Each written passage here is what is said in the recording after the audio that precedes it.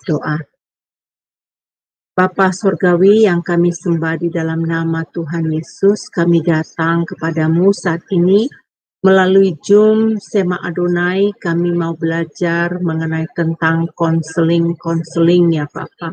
Kami bersyukur Engkau mengirimkan hamba-Mu Pak Dedi Kurniawan di tengah kami sebagai guru kami pada hari ini, sehingga kami boleh belajar mengenai topik konseling.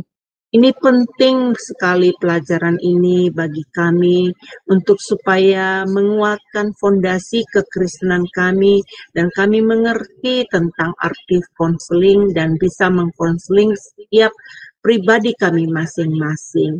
Bapa, biarlah materi pelajaran hari ini banyak akan memberkati anak-anak Tuhan dimanapun mereka berada. Calon-calon konseling Bapak, Engkau urapi mereka juga ya Tuhan.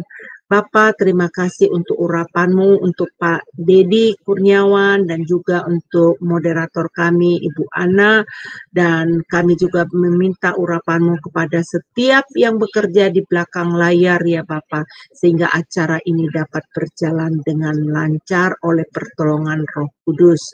Bapa Surgawi, kami serahkan jam-jam ke depan di dalam tangan-Mu, di dalam nama Yesus kami berdoa, haleluya, amin. Salam semua, kembali lagi di Sema Adonai. Dan kali ini kita akan memperkenalkan pembicara kita, yakni Pendeta Dedi Kurniawan. Dan berikut adalah profil singkat dari beliau. Beliau sudah menikah dengan istri bernama Junita S. Sos dan memiliki 2 orang anak, yaitu Christopher Hosea Eugene, 25 tahun, dan Aiko Rodita Eugenia, 18 tahun.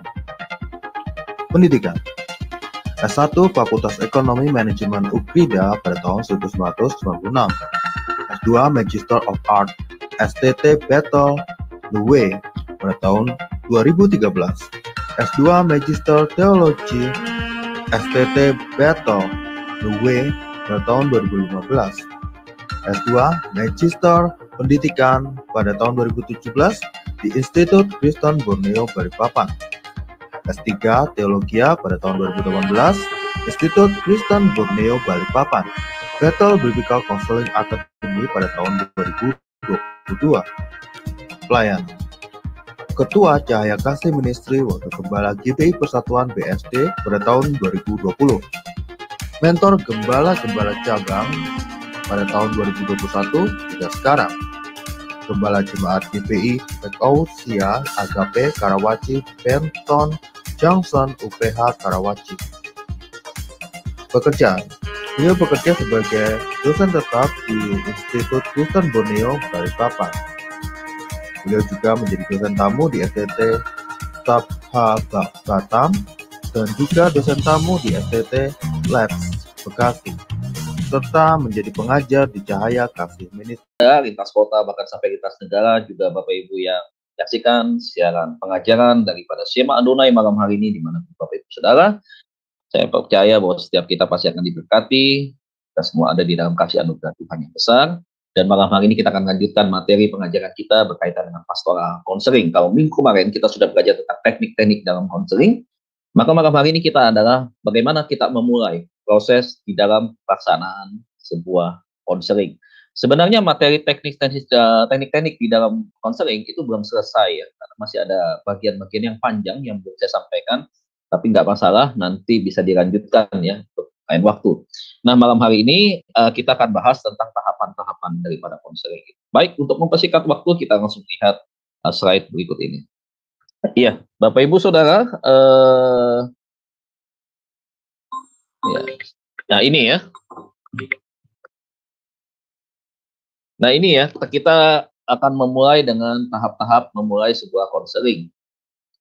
Nah, kita masuk di dalam sebuah persiapan awal di dalam proses konseling. Apa itu? Yang pertama adalah memulai dengan doa. Ya, memulai dengan doa ini harus menjadi sebuah pola atau kebiasaan yang positif yang dilakukan oleh seorang konselor. Ya, memulai segala sesuatu itu dengan doa itu adalah bagian daripada gaya hidup kita sebagai anak Tuhan. Nah, itu yang pertama. Nah, Yang kedua adalah konselor berdoa, ya. Nah, ini apa bedanya doa yang pertama dengan doa yang kedua? Nah, doa yang pertama itu adalah memulai dengan doa itu berbicara tentang apa yang ada di dalam hati kita berkaitan dengan panggilan dan tugas kita ketika kita dipercayakan sebagai seorang konselor. Nah, kita berdoa untuk itu, kemudian kita berdoa menyerahkan proses konseling ini ke dalam tangan Tuhan, supaya lewat penyertaan Tuhan, hikmat, ya, kebijaksanaan, pewahyuan daripada Tuhan, kita bisa memperoleh hasil yang maksimal. Ingat, persiapan tanpa doa adalah persiapan yang sangat tidak baik. Saya katakan langsung tidak baik. Ya, kenapa? Karena kecenderungan akan mengandalkan kekuatan sendiri, akan berpikir dari sisi kemanusiaan saja begitu. Maksudnya kita berpikir dengan kapasitas kita yang semanusia sebagai sesuatu yang terbatas di dalam pikiran kita, di dalam pengetahuan dalam banyak hal begitu ya. Tetapi di dalam konseling kita juga perlu yang namanya kepekaan. Kepekaan rohani ini kita dapatkan dari mana? Tentunya yang pertama adalah hubungan kita dengan Tuhan itu harus terjalin dengan baik. Ya, artinya ada kedekatan ya yang rutin kita dengan Tuhan. Ya, kemudian yang kedua itu adalah bagaimana itu dimulai dengan doa. Nah, yang kedua konselor itu berdoa adalah ketika dia sudah ada di tempat, ya, kemudian dia akan memulai proses konseling itu, maka yang dilakukan adalah dia berdoa untuk persiapan itu. Ya, kemudian tidak hanya berdoa, ya kita boleh sambil memuji Tuhan, ya menaikkan pujian. Nah, untuk memuji ini apakah harus dengan musik? Kalau memang kita bisa memainkan alat musik, kalau misalkan alat musik yang sederhana, entah itu keyboard ataupun gitar, kita bisa. Tetapi bagaimana Pak, kalau misalkan alat musiknya itu tidak ada dua-duanya? Tidak apa-apa, kita bisa memuji dengan tanpa musik, ya kita bisa, ya seperti itu. Jadi jangan batasi selalu harus ada musik, kemudian kita memuji. Kalau misalkan tanpa alat musik, berarti memuji itu dihilangkan. Ini yang nggak boleh, ya. Jadi harus ada doa, kemudian kita memuji Tuhan. Ya.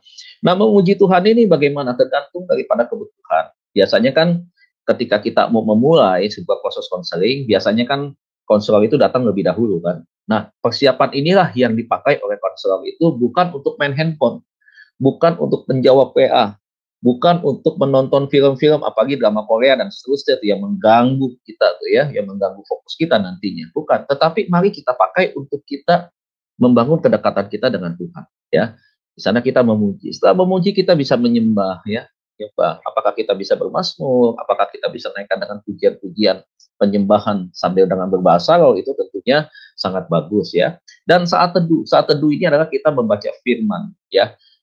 Yang berkaitan dengan hikmat, misalkan Amsal, misalkan Mazmur ya, khotbah, misalkan kita bisa pakai itu ya, kita pakai untuk mengenungkan kebenaran firman Tuhan yang kita pakai sebagai amunisi kita nanti ketika kita akan memulai sebuah proses daripada konseling ya. Nah ini ya dikatakan terlebih dahulu sebelum bertemu dengan konseling. Jadi makanya selalu saya bilang persiapan awal itu adalah sangat menentukan di dalam sebuah proses konseling. Makanya jangan datang pas-pasan waktunya atau bahkan sampai terlambat konseling datang duluan ya. Pakai waktu yang lebih cepat ya kita datang untuk melakukan ini, poin yang kedua. Nah, yang ketiga dikatakan saat pertemuan dan sebelum konseling dimulai, konselor mengajak doa konseling dipimpin oleh konselor. Lagi-lagi doa. Kalau kita lihat dia ada 3 tahapan doa ya. Lagi-lagi kalau yang poin ketiga adalah kita mengajak berdoa si konselor itu. Nah, tolong diperhatikan, ini menjadi sebuah catatan di poin yang ketiga ya. Jangan ketika kita ngajak berdoa, inisiatifnya dari kita, kemudian kita bilang, ibu yang berdoa ya. Begitu. Jangan Bapak Ibu, ya dia nggak akan bisa fokus untuk berdoa, dia lagi penuh kegumulan, penuh permasalahan. Jadi yang berdoa siapa? Yang berdoa ya konselor di sini, karena kita berbicara ini tahapan-tahapan di dalam konseling itu adalah untuk si konselor, bukan untuk konseling. Nah jadi yang mengajak berdoa itu adalah konselor mengajak konselingnya untuk berdoa, ya gitu. Bolehkah kalau kita memegang tangan si konseling, misalkan di hadapan kita kan, di meja begitu ya, dia melipat tangan, kemudian kita sambil pegang tangannya, oh itu sangat bagus ya. Itu berarti tidak ada jarak. Ingat, kita belum masuk belajar kode-kode nih ya, kode-kode tangan, apa semua ya. Jadi bukan public speaking doang yang berbicara, yang belajar tentang itu. Kita di konseling juga begitu. Karena ketika kita meletakkan tangan kita, ke tangan si konseli, itu berarti ada penerimaan, ada rasa ungkapan yang kita utarakan ke si konseli, bahwa ada penerimaan dari kita kepada si konseli. Kita sampai pegang tangannya begitu ya. Kita berdoa, Tuhan, ya dengan suara lembut, gak usah cepet-cepet kayak ketinggalan kereta, gak usah, pelan aja, pelan, menghayati, sambil kita fokus apa yang kita mau doakan. Jangan berdoa, tetapi tidak kepada fokusnya, berdoanya yang lain begitu. Itu doa syafaat. Jangan masukkan doa syafaat. Doa to the point kepada apa yang akan kita bicarakan, apa yang sedang dihadapi pergumulan si ibu ini. Kalau dia berkaitan dengan masalah rumah tangga, doakan untuk konseling ini tentang rumah tangga begitu. Tentang keterbukaan, tentang kesiapan si konseling untuk bercerita, itu yang harus didoakan. Nah, boleh nggak kita di dalam doa, konselor dengan konseli, kita berdoa peperangan? Harus juga. Kenapa? Biasanya seringkali konsentrasi pada konseli itu, seringkali ada gangguan. Ya, ingat roh jahat itu main di pikiran, ya. Biasa bisa saja membuat akhirnya gagal fokus, ya. Kemudian atau salfok, ya, salah fokus, atau bisa juga dia takut untuk mengutarakan karena ada tekanan-tekanan intimidasi di dalam roh daripada kuasa kegelapan yang mengintimidasi si konseli sehingga dia tidak mau terbuka. Begitu. Nah, makanya itu dia. Kalau misalkan konselor tidak berdoa, bagaimana saudaraku? Ya, coba renungkan lagi dah. Kita memulai tanpa doa. Jadi nggak mungkin ya proses konseling itu bisa berjalan dengan maksimal dan berjalan dengan baik. Nah, ini yang harus dipahami.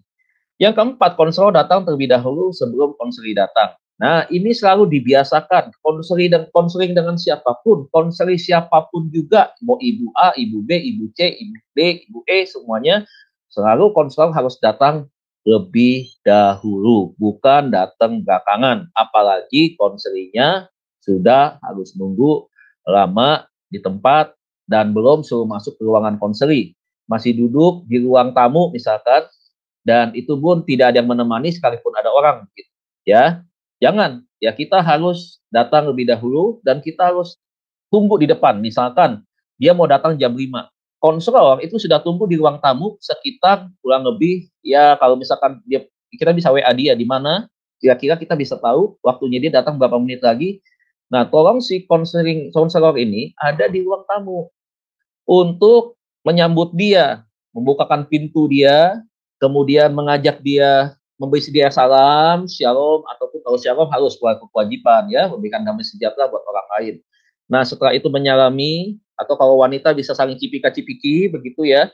Kemudian ngobrol sebentar, duduk ya. Kemudian baru bimbing dia masuk ke dalam ruangan konseling. Nah, ini sikap-sikap yang seperti ini orang akan menilai Anda seorang konselor yang profesional di dalam pengetahuan keilmuan konseling dan juga orang yang betul-betul seorang konselor yang rendah hati gitu.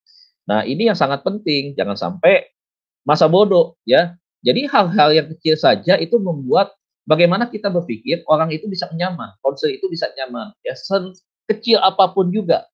Ya, kita harus melakukan yang terbaik kepada si konseli sehingga dia merasa enak, diterima, nyaman begitu. Itu yang terpenting ya.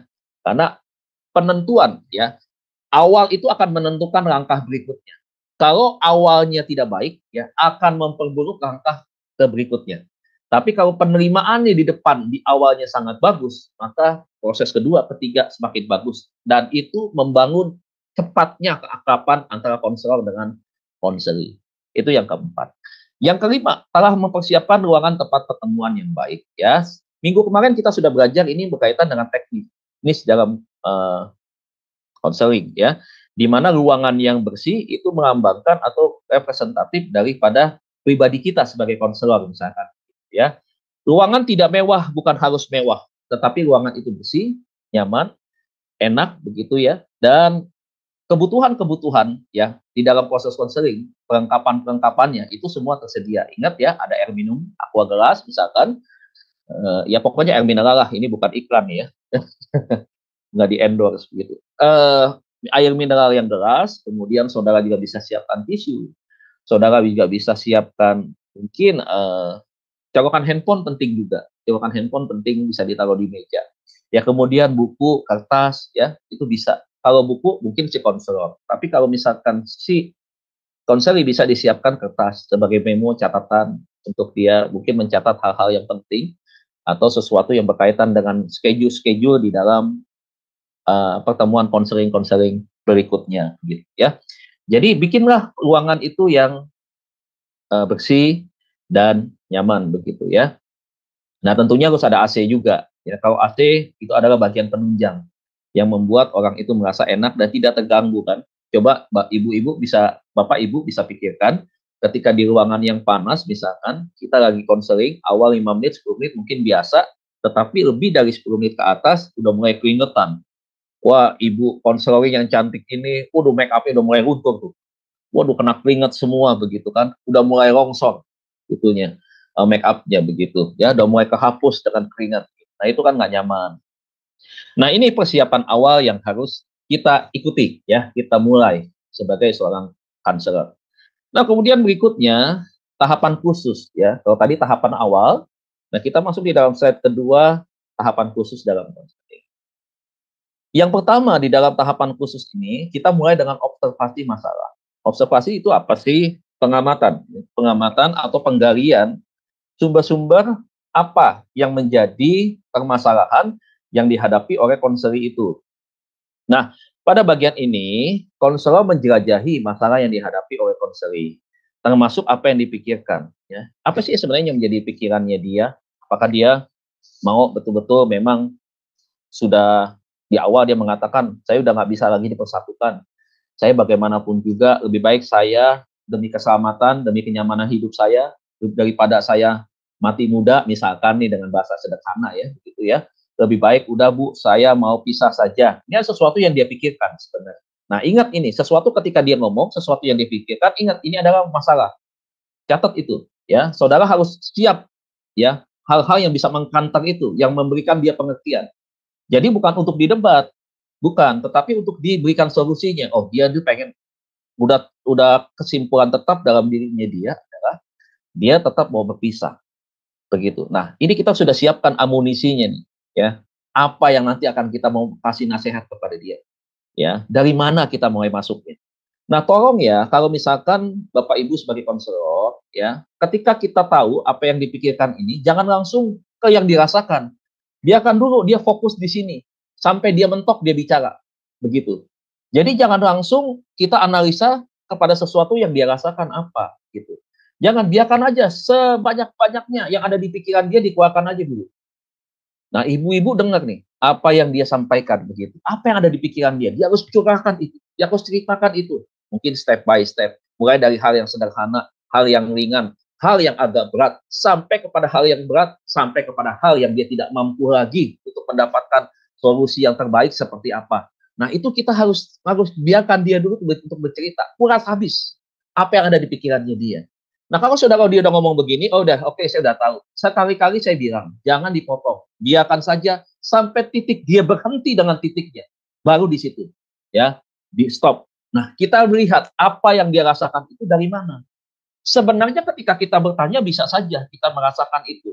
Tetapi kita juga bisa menganalisa. Namanya kita mengobservasi nih, ya, mengamati sebuah pengamatan.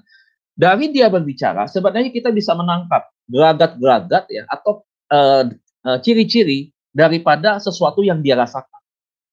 Misalkan ada tekanan-tekanan tertentu, ya dia nangis begitu terseduh-seduh misalkan. Ketika dia berbicara tentang penderitaannya dia misalkan. Ada intimidasi yang kuat misalkan dari suaminya misalkan ketika melakukan kekerasan kepada dia gitu. Nah, dia di situ begitu amat terpukul. Nah, berarti ibu bisa lihat ada beban psikologis yang dialami oleh si ibu ini ketika ada intimidasi dari suaminya. Begitu. Nah, lihat beban psikologisnya ini apa? Dia pasti akan cerita ketika dia nangis itu. Nah, itu berarti sesuatu yang dia rasakan. Kalau dikatakan luka batin, kepahitan, semua itu pasti. Yang namanya dia udah berkonflik, ya, masalah sudah muncul, intimidasi sudah ada, itu yang namanya kepahitan, luka batin sudah pasti ada. Jadi jangan ditanya lagi, oh ibu luka batin ya. Nah, anak kecil juga tahu begitu. Kalau misalkan dia dipukuli kelewat batas, dia dibully sampai kelewat batas juga, dia tahu hatinya terluka, dia pahit kepada orang itu, dia tahu gitu. Ngapain kita sebagai orang yang dewasa, apalagi kita orang yang belajar, kita tanya lagi. Oh, kalau begitu ibu kebatin ya, ibu kepahitan. Cara tanyanya salah seperti itu. Ya, biarkan kita melihat ekspresi yang dia tunjukkan, Adakah sesuatu yang dirasakan itu seperti apa? Kalau dikatakan beban psikologis, semua pasti beban psikologis itu pasti dialami oleh mereka yang bermasalah. Pasti dia punya itu. Nah, nanti ada nggak beban psikologis dampaknya? Ada, itu bukan di pelajaran hari ini. Nanti di pelajaran lanjutan. Ya. Kemudian keinginannya apa? Ada nggak keinginannya? Keinginannya apa? Bisa positif, bisa negatif. Ingat, keinginan jangan hanya kita fokus kepada yang positif. Kalau yang positif adalah keinginan kita, konselor, untuk kita memberikan kepada dia solusi, kemudian dia bisa terima yang kita tawarkan kepada dia. Tetapi keinginan yang di sini adalah keinginan-keinginan yang cenderung negatif. Misalnya begitu. Adakah kecenderungan untuk bunuh diri misalkan? Ada nggak kecenderungan untuk balas dendam misalnya? Nah, kita bisa tahu tuh dari situ. Makanya ketika kita wawancara dengan dia, kan wawancara nih, ngobrol nih dengan dia nih.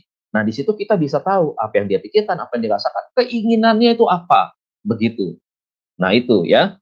Kemudian mengumpulkan informasi. Nah, informasinya apa? Yang berkaitan dengan masalah ini siapa sih?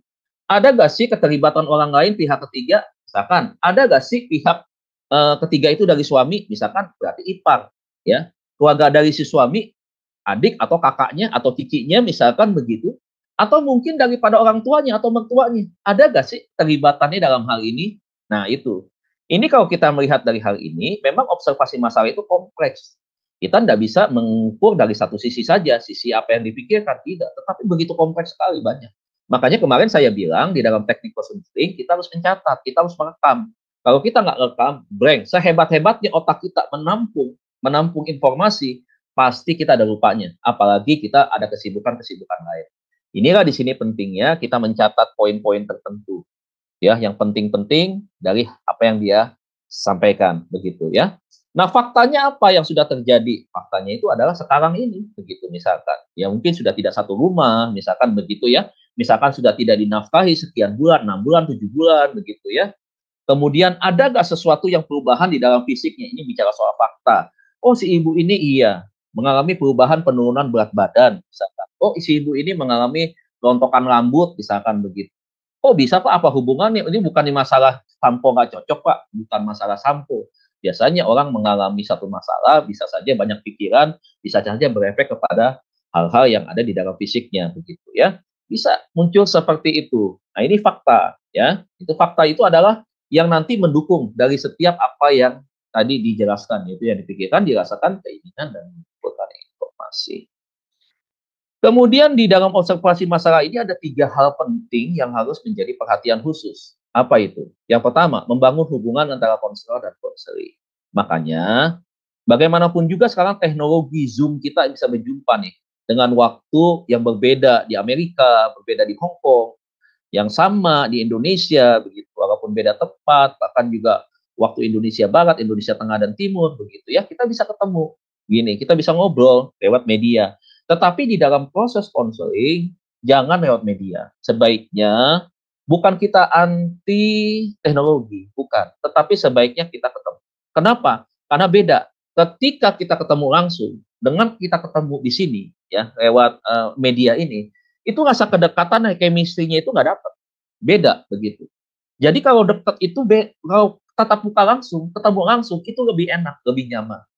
Nah, mungkin Bapak Ibu bertanya, Pak, mohon maaf, kalau misalkan konselor kami orang yang tidak mampu, tidak punya uang untuk berangkat ke tempat saya, ke tempat konseling kami, jaraknya agak jauh, ya. Bagaimana Pak? Nggak usah takut-takut Bapak Ibu ya. Kita berkorban, kirimin aja dia Grab kalau zaman sekarang.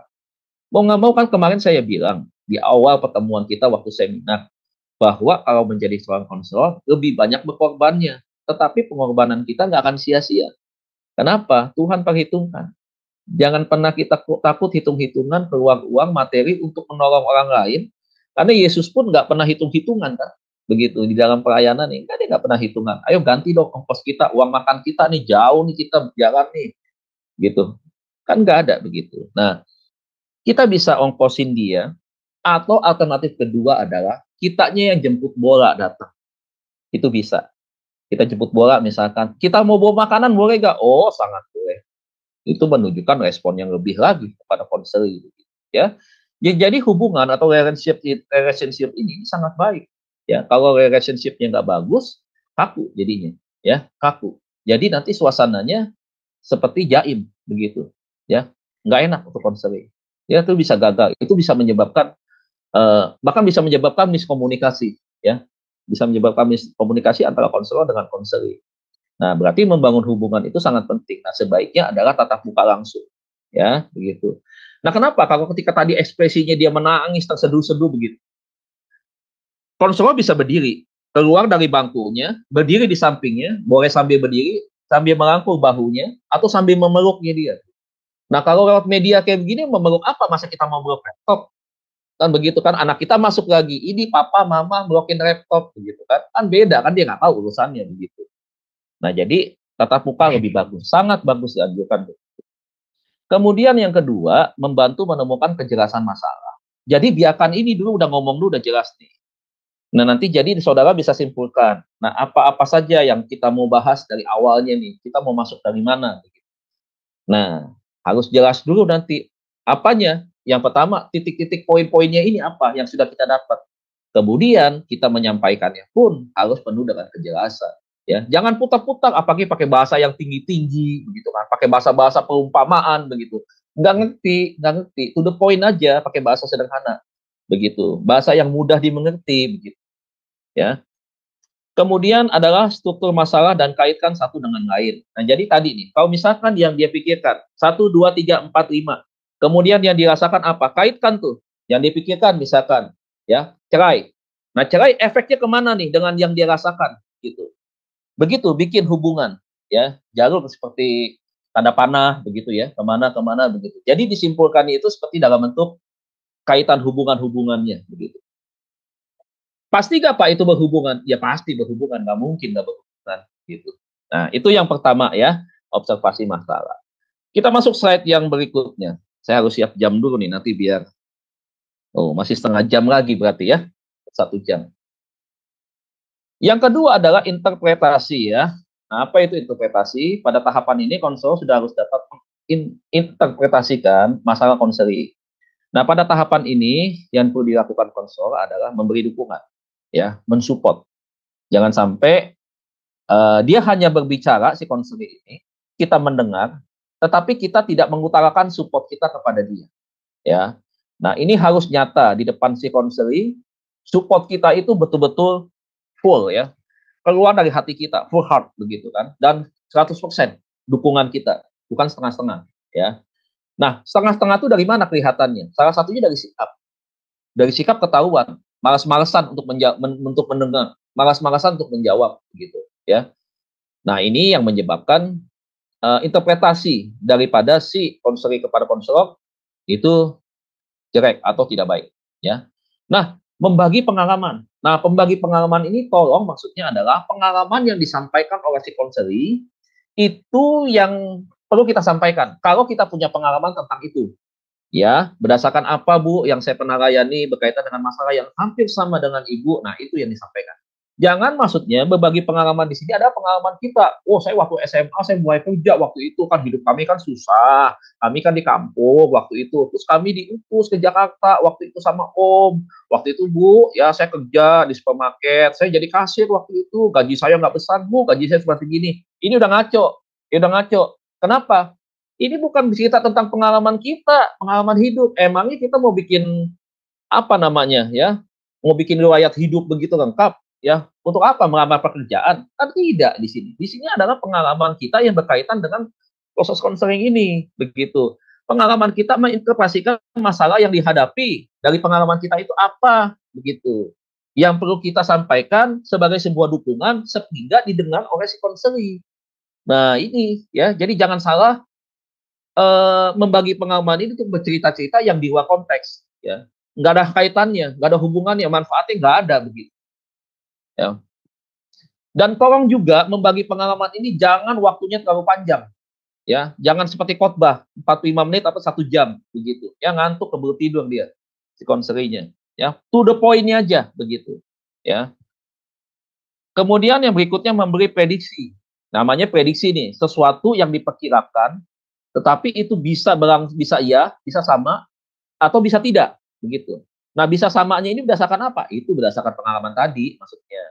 Maksudnya bisa diprediksi ini sama, akan mendapatkan jawaban seperti pengalaman yang sudah kita pernah kerjakan, ataupun bisa berbeda begitu. Namanya diprediksi kan, belum tahu karena proses ini baru 1 kali kita ketemu gitu. Nah, berupa informasi yang di dalamnya terdapat gambaran hal-hal yang mungkin akan terjadi jika konseling memutuskan apa yang dilakukan ya. Nah, berarti di dalam prediksi ini juga adalah kalau seandainya ini ibu tidak terus terang, ibu tidak cerita semuanya, ada hal-hal yang ibu tutupi misalkan, maka masalah ibu tidak akan pernah selesai. Masalah ibu adalah masalah yang disebut dengan bergantung. Berarti ibu kecenderungannya adalah defensif nih, begitu. Ya, berarti masalah ibu tidak akan pernah bisa selesai. Karena ketika ibu meninggalkan satu masalah, itu akan muncul masalah-masalah baru lagi. Berarti konseling ibu adalah konseling yang tidak 100% seperti apa yang saya harapkan begitu. Ya. Jadi kita mungkin lihat kalau di dalam analisa disebut dengan prognosis ya. Prognosis apa? Akibat-akibat yang kemungkinan akan muncul dari akibat yang pertama. Itu disebut dengan prognosis ya. Jadi kita udah siap nih. Gitu. Nah, itu prognosis pelajaran lain, itu dalam teknik konseling. Yang ketiga adalah berbicara soal tindakan. Ya. Nah, apa yang maksud dengan tindakan? Nah, di dalamnya ada 2 hal. Yang pertama, tunjukkan empati Anda dan tunjukkan bahwa Anda yakin ia dapat memecahkan masalahnya. Jadi motivasi dia. Ibu jangan lihat status ibu. Ibu jangan lihat hari ini adalah ibu seorang korban yang disia-siakan oleh suami misalkan. Ibu adalah orang yang tidak diperhatikan oleh suami. Ibu jangan khawatir, suami boleh mengecewakan ibu, suami boleh meninggalkan ibu, tapi satu pribadi yang penuh dengan kasih, Tuhan Yesus Kristus selalu ada bersama dengan ibu. Mungkin secara manusia, ibu tidak mampu, tetapi secara manusia lemah, Tuhan ada bersama dengan ibu. Tuhan mampukan ibu, Tuhan berikan kekuatan kepada ibu, karena satu alasan, karena Tuhan mengasihi ibu. Kalau nyawanya saja sudah dia berikan kepada ibu, apalagi masalah yang ibu hadapi.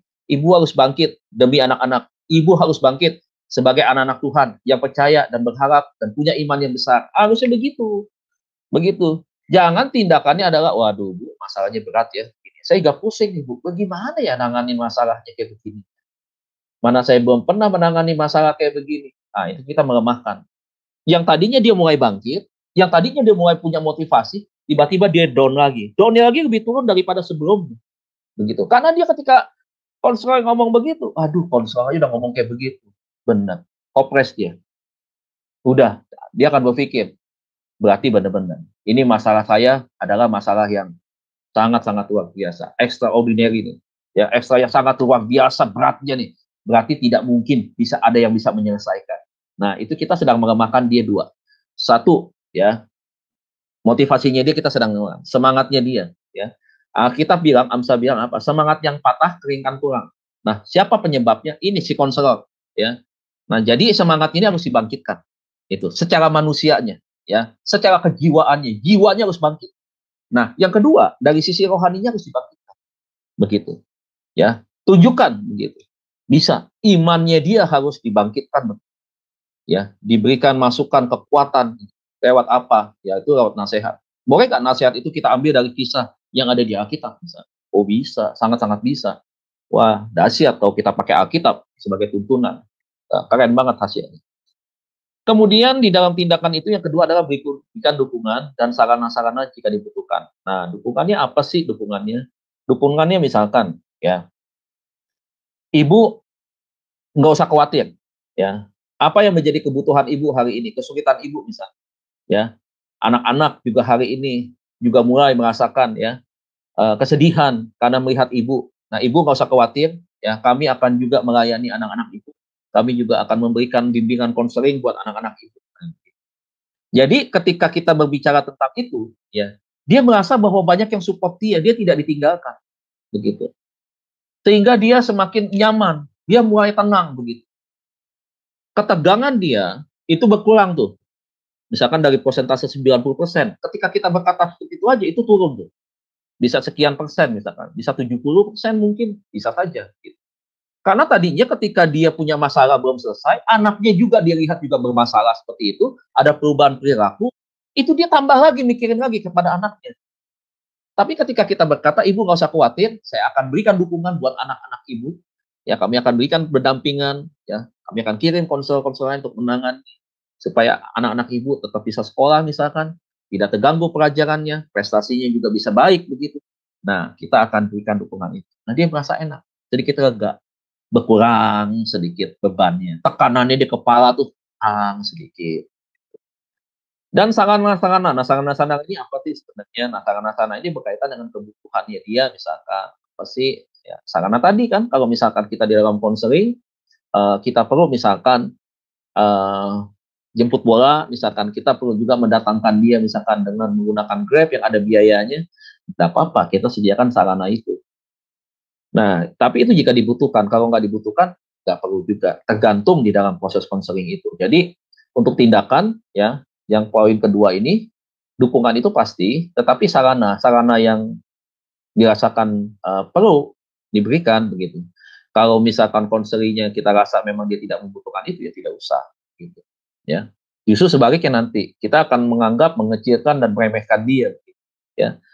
Nah ini yang mesti kita juga perlu sekali dengan bijak, dengan hikmat Tuhan, makanya perlu dengan doa supaya tidak menyinggung perasaan. Ya karena orang yang biasanya sedang bermasalah itu sangat-sangat sensitif sekali, ya, sangat sensitif. Kita ngomong dengan kelebihan satu kata aja bisa dia punya interpretasi yang beda, dia bisa punya tafsiran yang berbeda kepada kita. Nah jadi dalam tindakan ini kita mesti betul-betul hati-hati, sangat hati-hati. Yang keempat adalah tindak lanjut, ya. Tindak lanjut. Nah, tindak lanjut ini buatlah jadwal untuk pertemuan tindak lanjut untuk mengetahui perkembangannya, ya. Jadi perlu bikin agenda, ya, bikin agenda. Nah, untuk jadwal berikutnya ini saudara jangan paksakan waktu saudara nih. Ya. Tanya dia. Ibu kapan mau ketemu lagi? Kapan ibu bisa? Nah, kita tanya. Lalu dia bilang, saya mau ketemu dengan ibu, kalau lusa bisa ya bu? Jangan jawab begini. Coba nanti lihat dulu ya. Urusan saya kan banyak nih. Gitu ya. Dari cara ngomong begini aja nggak enak. Jangankan dia konseling. Saya misalkan sama konselor ada di situ. Ataupun kalau misalkan saya konseling, ya, yang lagi konselor, itu udah nggak enak banget ngomong. Begitu. Oh, berarti kok menjadikan melayani gue nih sebagai sebuah alternatif pilihan lain dong. Begitu. Dia akan menganggap, oh berarti ya cuma sekedar kegiatan-kegiatan biasa aja ini mah begitu. Ya. Jadi tolong dibuat waktu schedule supaya kita juga bisa bagi waktu kita, ya. Nah, bagaimana kalau misalkan konselornya itu tidak bisa kalau misalkan di hari itu? Kalau misalkan hari itu nggak bisa, kan kita tahu jam kita sibuknya kapan. Kayak saya misalkan hari Selasa, Senin, dari pagi jam berapa sampai jam 12 saya nggak bisa, misalkan kayak begitu. Ya kan kita ngomong, harinya bisa kan Senin, tetapi jamnya aja mundur. Nah itu perlu disampaikan tuh, ya begitu. Nah kalau bisa misalkan kita baru selesai pekerjaan jam 12, jangan ngomongnya jam 1, jangan. Nah ini yang mesti saya sampaikan, untung saya nggak lupa. Jadi gini, kalau misalkan kita ya selesai bekerja misalkan atau pelayanan misalkan, selesainya jam 12. Untuk kita prepare waktu ketemu dia, kan tadi saya bilang 1 jam aja di awal kita sudah harus sampai tempat konseling. Untuk 1 jam kita berdoa, prepare waktu itu untuk itu tadi yang di awal ya, persiapan awal. Nah itu saja, itu 1 jam. Nah, berarti kalau jam 12 memang kita di tempat yang sama, itu nggak masalah. Kita janjikan dia jam 2. Begitu. Jangan janjikan dia jam 1. Repot. Kadang-kadang dia bisa datang setengah 2, setengah 1. Nah, kita jam 12 baru selesai nih. Kalau kantornya di situ, kalau kantornya jauh, apalagi model di Jakarta, pelayanannya di Serpong, konselingnya, ya, pelayanan konseling di Serpong, tapi paginya harus ke Jakarta dulu. Kalau sendiri dari Jakarta ke Serpong saja, walaupun lewat jalan tol, kadang-kadang tol macet, itu bisa 1 jam, bisa 1,5 jam, bahkan bisa sampai 2 jam, tergantung situasi keadaan di jalan tol. Nah, ini yang harus cermat kita, menggunakan manajemen waktu. Jangan sampai manajemen waktunya ini juga nggak bagus. Karena kalau nggak bagus, kita akan telat terus. Gitu. Dia udah datang duluan. Nah, ini nih, yang makanya kita mesti atur waktu begitu. Ya, hitung 1 jam sebelum kita harus datang duluan. Setelah 1 jam, baru kita mulai proses konseling. Nah, kalau dari jam 12 misalkan, saya dari Jakarta mau ke Serpong, berarti jam 12 itu kurang lebih 1 jam dipakai untuk perjalanan. Nah, dari 1 jam 1 sampai jam 2 adalah persiapan, nah berarti sekitar jam 3, begitu. Lebih aman, begitu, ketemunya. Nah, itu bisa diatur kayak begitu. Ya, ini sebuah gambaran aja. Tapi untuk teknis waktunya kan tergantung kepada konselor masing-masing, kepada ibu dan bapak semua. Yang kedua, buatkan catatan singkat mengenai hasil pertemuan. Sampaikan, Bu, kita sudah membahas hari ini tentang beberapa hal yang saya catat. Yang pertama, Ibu tadi berbicara tentang ini, tentang ini, tentang ini. Nah, itu sampaikan lagi ke dia. Untuk apa? Mengingatkan apa yang sudah dia sampaikan. Kalau kita nggak ingatkan, seringkali dia akan mengulangi cerita yang sama. Inilah yang menyebabkan kenapa konselor selalu mengeluh. Selalu bercerita kepada teman-teman konselor, kok bosan banget ketemu itu ibu. Setiap ketemu ceritanya itu lagi. Ya elah diulangi lagi. Lu bayangin aja, ke satu kita bosan. Yang kedua, emang waktunya kita cuma itu doang. Nah, itu. Kenapa? Karena itu tadi, ya kita juga nggak menyimpulkan dari hasil itu apa yang sudah dia sampaikan buat kita. Nah, waktu kita sampaikan sebelum kita menutup pertemuan hari itu, jadi dia udah tahu, oh iya saya sebagai konselor sudah bicara soal ini ya. Nah, dia akan berpikir dan dia akan ingat tuh, besok saya harus ngomong yang ini lagi berarti. Nah, itu. Jadi makanya nggak menimbulkan masalah di pihak konselor dengan cara tadi itu. Ibu ini ngomong itu lagi. Nah, ya, itu untuk mencegah hal itu. Kemudian melayani dan memberikan nasihat. Ya, pemberian nasihat. Tetapi lebih lagi untuk membimbing ke arah keutuhan manusiawi ya. Ya, iyalah dalam hal ini sudah pasti ya. Yang kedua, maka proses bukan kedua, lanjutannya. Maka proses konseling demi pertumbuhan itu tidak sesederhana seperti yang diduga. Artinya jangan mengecilkan, ya, jangan mengecilkan hasilnya kita sudah tahu gampang lah besok sudah ketahuan lah hasilnya begini. Jangan, karena dia nggak tahu ketika ini masalah ini cerita hari ini, besok mungkin ada lanjutan yang lain. Gitu. Jadi jangan sampai salah diagnosa, analisa, ya masalah. Maka untuk memberikan pelayanan yang lebih efektif haruslah diketahui antara lain, jangan terburu-buru dengan tidak mengikuti prosedur konseling tanggung jawab, ya. Nah, prosedur konseling tanggung jawab tadi yang saya ngomong, ya, artinya cepat-cepat kasih masukan, kasih nasihat, ternyata ada sambungannya, gitu. Kemudian yang kedua, jangan memaksakan seorang konselor untuk mengikuti apa yang disarankan seorang konselor. Nggak bisa, berkali-kali selalu saya ingatkan. Ini di dalam teknis juga sudah disampaikan, di dalam penerapan, ya, tahapan-tahapan kita memulai konseling ini diingatkan lagi, ya. Jadi jangan memaksakan kehendak kita untuk si konselor itu mengikuti apa yang kita inginkan. Kemudian yang berikutnya, jangan terlalu banyak melibatkan diri dengan perasaannya sendiri dalam masalah atau persoalan. Ya, masalah ini siapa nih? Jangan terlalu banyak melibatkan diri dengan perasaannya sendiri dalam ataupun persoalan. Artinya gini, kalau misalkan ada kesedihan-kesedihan yang diungkapkan begitu ya, jangan kita bawa orang itu masuk ke dalam kesedihan yang lebih dalam lagi. Jangan begitu. Bagaimana dengan si konselor? Ketika kita merasakan satu kesedihan yang sama, kita mau netikkan air mata begitu. Boleh nggak sebenarnya? Bisa saja kita menetikkan air mata sebagai sebuah empati. Itu nggak bisa dibohongi begitu. Tetapi jangan paksakan, seakan-akan kita berempati begitu. Sebenarnya itu masalah yang seharusnya konselor nggak boleh menetikkan air mata. Tetapi menetikkan air mata juga begitu. Nah, ini ada hal-hal yang memang itu tadi ya. Jangan terlalu banyak masuk ke dalam perasaan-perasaan begitu. Ya, perasaan-perasaan itu perasaan-perasaan yang tidak penting begitu, didramatisir begitu perasaannya. Ya. Yang berikutnya adalah jangan terlalu banyak melibatkan ya. Yang bawahnya adalah yang berikutnya, selalu harus memegang rahasia, ya. Hari ini hasilnya apa? Rahasia itu tertutup dan yang hanya tahu hanya Anda dan Tuhan yang tahu. Dan si konselor itu. Ya, orang lain nggak perlu tahu. Ya, biarkan itu Anda yang tahu, Anda yang dengar, Anda yang berdoa kepada Tuhan, Anda yang sampaikan ini kepada Tuhan, hikmat Tuhan yang seperti apa yang Tuhan akan berikan kepada saya untuk saya bisa menyampaikan apa yang sudah disampaikan ini sebagai sebuah rahasia buat saya, dan saya harus berbicara soal apa dan dari mana saya harus berbicara. Nah itu. Kalau misalkan Pak, bagaimana rahasia ini kan nggak boleh diketahui orang. Nah, Bapak, Ibu bisa ngomong ke konselor lain tanpa menyebut nama.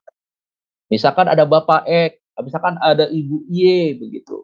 Kasusnya seperti ini, bagaimana kamu? Ya, nah itu.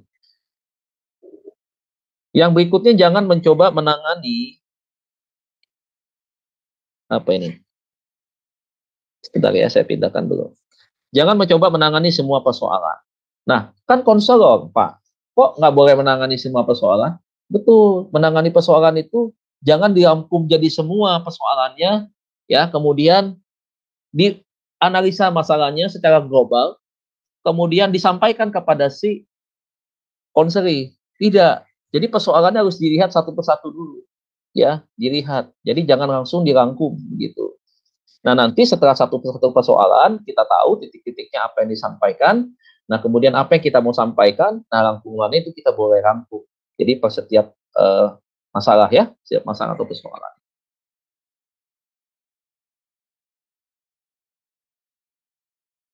Nah, saya pikir ini waktunya masih 10 menit lagi, 19.50. Oke, saya lanjut saja ya. Nah, ciri-ciri dalam konseling, yaitu suatu bentuk wawancara. Karena kita ngobrol kan, tatap muka, one by one, ya, heart to heart kita bicara soal itu, tatap muka secara langsung, berbicara tentang banyak hal.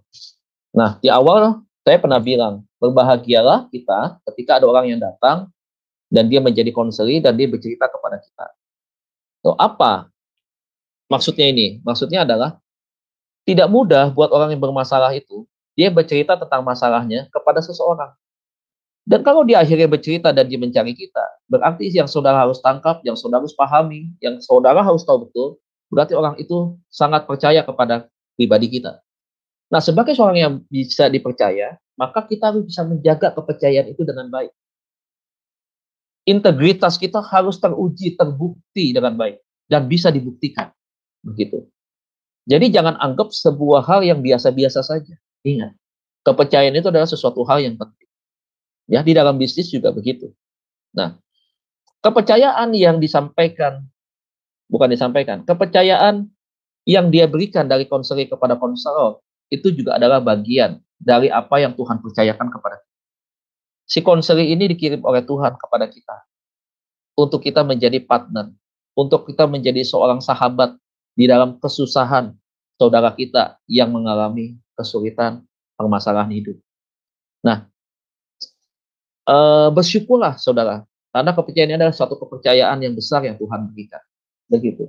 Satu pekerjaan yang mulia, ya. Kita bisa membawa orang dari satu masalah yang besar. Dia bisa menyelesaikan masalah itu. Dia bisa mengalami pemulihan. Dia bisa kembali hidup normal dalam sukacita Tuhan. Dia bisa maksimal melayani Tuhan. Wow, itu keren banget. Ya. Memang betul, keberhasilan seorang konselor bukan ditentukan 100% dalam dirinya dia, dari dirinya dia bukan. Tetapi ingat, ada faktor Tuhan di sana. Ya, ada faktor Tuhan. Kita ini sebagai alatnya saja. Tuhan persiapkan kita sebagai seorang konselor. Ya, untuk apa? Untuk kita melayani sesama, melakukan hukum kasih. Tetapi di balik itu semua, betul, kita belajar. Tetapi jangan lupa, Tuhan juga melihat hati kita. Jadi ketika kita berhasil menangani satu permasalahan dengan baik, jangan lupa diri. Jangan sombong. Jangan sampai kita menganggap bahwa ini adalah kehebatan kami, kehebatan kita, kehebatan saya. Jangan lupa, ya, kita tidak ada apa-apanya. Bukan kita, semua Tuhan. Ya. Yang kedua, konseling biasanya dilakukan di tempat tersendiri, yaitu bukan tempat ramai. Iya, nah, mungkin Bapak Ibu bertanya, Pak, kenapa kok bukan di tempat yang ramai? Ya nggak mungkin sekarang konseling ya di Kentucky Fried Chicken, orang lagi makan, lagi cerita, wah teriak-teriak, anak lari mondar-mandir sana sini, ada yang nangis. Anda konseling, nyaman nggak tempatnya? Kan nggak nyaman. Bisa fokus nggak? Nggak bisa fokus. Dan ingat, konseling itu sifatnya rahasia. Apakah ketika orang mau menyampaikan masalahnya mau dengan orang banyak? Yang makan di sebelah, yang makan di belakangnya, makan di depannya lagi, gitu. Tahu masalahnya. Kan ya nggak mungkin begitu. Ya, jadi ini harus dihindari di tempat yang ramai. Yang ketiga, adanya komunikasi yang mendalam antara konselor dan konseli. Jadi bukan sekedar berbicara. Artinya begini, konselor itu yang akan mengarahkan, seperti sutradara. Cut kalau melenceng, begitu. Supaya apa? Supaya alur ceritanya itu jelas. Supaya pembicaraan itu tidak menyimpang. Supaya pembicaraan itu nggak lari. Makanya tadi kenapa tuh poin kedua bilang supaya bukan tempat yang ramai, karena salah satunya begitu. Pembicaraannya akan terpause tuh, akan terhenti karena mungkin ada anak yang nangis. Sehingga akhirnya dia lupa lagi mau ngomong apa. Nah, ketika konseling itu kan membutuhkan tingkat konsentrasi yang tinggi. Saudara, konselor itu juga sama. Dia pun harus punya tingkat konsentrasi yang tinggi, fokus. Udah, walaupun hari ini ada tas branded, saya 50%, konselornya wanita, nggak usah pikirin tas branded. Konsentrasi dulu yang tinggi nih, fokus yang tinggi kepada apa yang disampaikan oleh konseling. Urusan tas mah belakangan, ya urusan tas. Ya, pokoknya udah fokus ini dulu karena ini jauh lebih penting daripada tas, ya. Di mata Tuhan tas itu kan sesuatu yang sementara yang tidak berkaitan dengan kekekalan, ya. Yang ini jiwa manusia nih berkaitan dengan kehidupan di kekekalan nanti termasuk diri kita juga begitu di kekekalan yang menentukan. Nah, jadi itu ya, tolong tingkat konsentrasi yang tinggi ya supaya ngomongnya nggak ngaco, nggak melebar sana sini. Saya lihat jam dulu nih ya. Ambil lihat takut tidak sejam, mau 36 menit lagi. Yang keempat, bukan hanya pemberian nasihat. Oh, kok gitu Pak? Bukannya konseling pemberian nasihat? Nah, ini makanya ya, makanya tidak melulu nasihat. Tetapi apa? Informasi.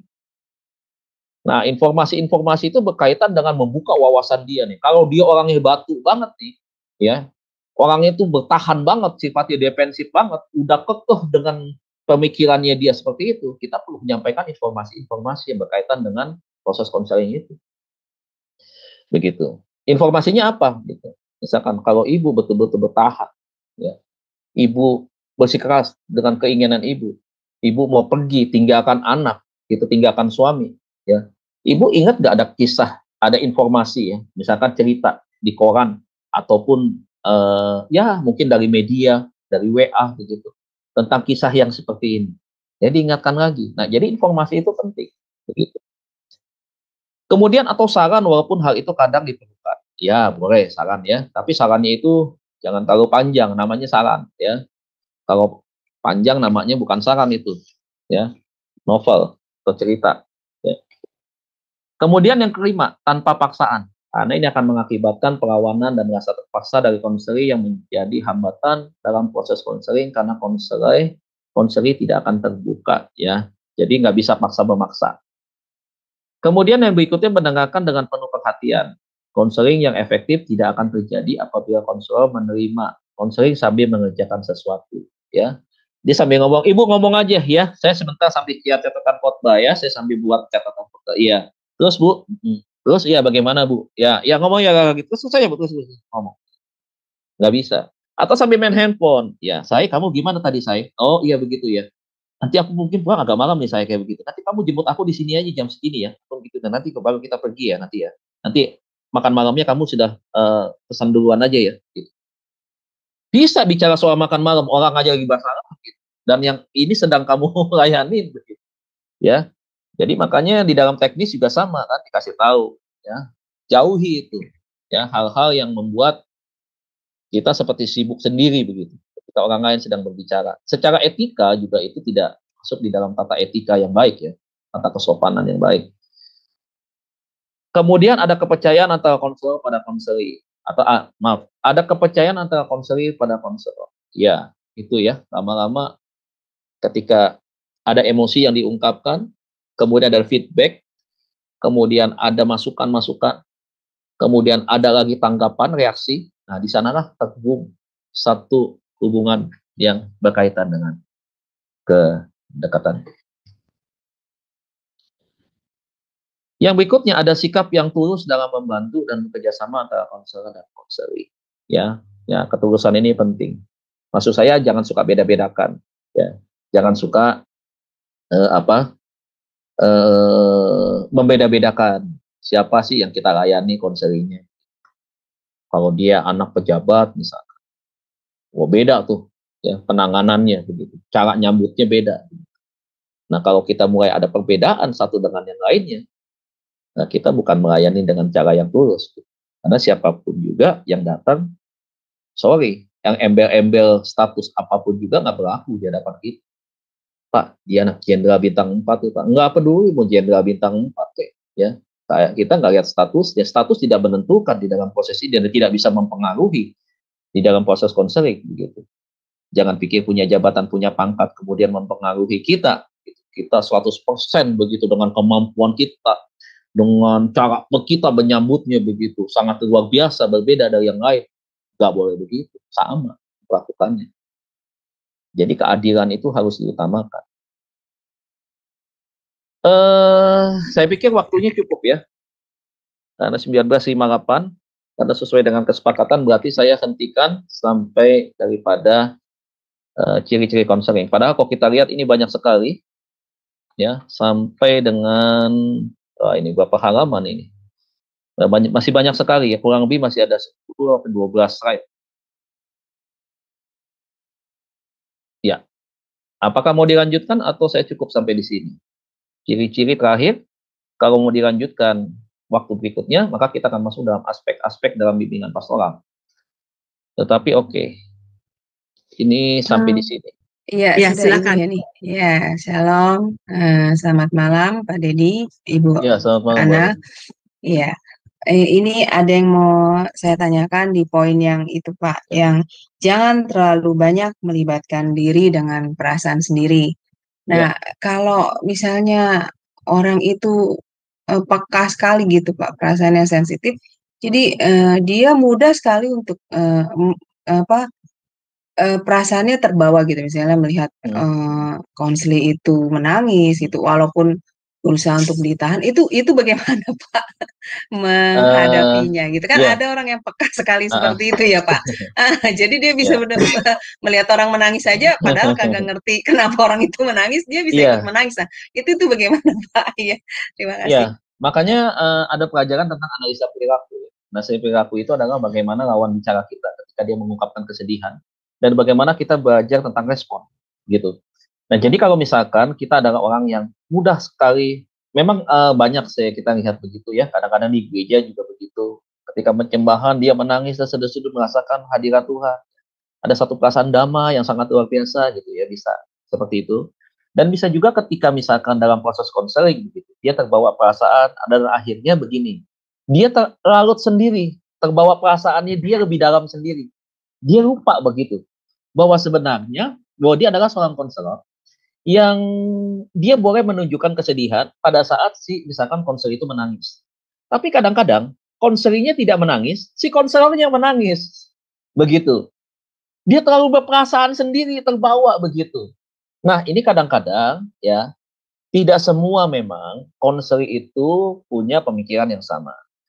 Kadang-kadang si konseli itu walaupun tidak menangis, dia lihat konselor menangis, itu mungkin penilaian dia, wah ini orang merasakan kesedihannya dia, begitu, kesedihannya dia. Tetapi kadang juga dia bisa lihat, kok jadi dia begitu ya. Saya kan merasa nggak terlalu sedih begitu. Kok dia merasakan kesedihan sampai begitu. Sehingga menimbulkan sebuah pertanyaan kepada diri si konseli itu, sehingga respon daripada si konseli itu adalah dia akhirnya berhenti untuk dia mengungkapkan lebih dalam lagi perasaannya dia. Atau bukan perasaan, tapi masalahnya dia.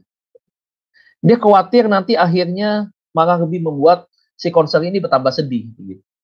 Nah, inilah yang maksudnya yang harus dihindari, begitu. Jadi kalau misalkan kita nggak perlu menangis, ya nggak usah menangis. Tapi kalau misalkan si konseli menangis dan kita merasakan kesedihan dia juga, itu beda kasus. Tetapi jangan sampai kita yang terlalu perasaan banget, begitu menghayalkan sesuatu, seakan-akan kita itu merasakan seperti itu, kitanya menangis, gitu kan? Begitu. Nanti terbalik, jangan-jangan konselinya ambilin tisu, bu, silakan bu, atau konselinya yang ngusapin air mata sih. Konselingnya itu. Iya. Jadi begitu Bu Aring. Jadi memang ada hal-hal berkaitan dengan itu tadi ya. Itu tadi. Makanya walaupun kita tahu kita ini orang yang mudah sekali terbawa hanyut perasaan kesedihan seseorang, tetapi di dalam sebuah proses konseling bukan ditutupi, tetapi kita harus ikuti ya, sesuaikan dengan keadaan, dengan sikon, dengan respon daripada si konseling tadi. Begitu. Nah, nanti kalau misalkan udah pulang nih, kita mau menangis gitu, boleh. Nah, repotnya begini. Pernah juga ada pengalaman dari konseli bercerita, konselornya ini itu pernah mengalami seperti itu juga. Jadi mengingatkan masa lalu dia, ikut lagi dia menangis. Nah, itu dia Pak. Nah, itu jangan Bu, jangan. Pertama, kita sudah konselor, masa lalu kita sudah selesai, kita sudah pulih, kita sudah meninggalkan itu. ya, jangan diingat-ingat lagi katanya. Yang berlalu sudahlah berlalu, ya. Sekarang yang kita pikirkan, yang kita fokuskan adalah yang ke depan, yang di depan mata, bukan yang sudah di belakang. Karena di belakang sudah lewat, sudah terkubur, begitu. Nah, jadi jangan sampai kita ikut-ikutan gitu, jangan. Iya, Nanti akan, jangan terbawa. iya, nanti akan mengganggu konsentrasi daripada si konselor itu sendiri. Iya, Jadi, baik.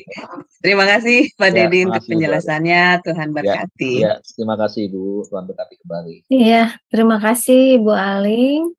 Dan ini ada Pak Edi ya, silakan. Oh Pak iya, Edi. silakan Pak Edi, shalom. Shalom.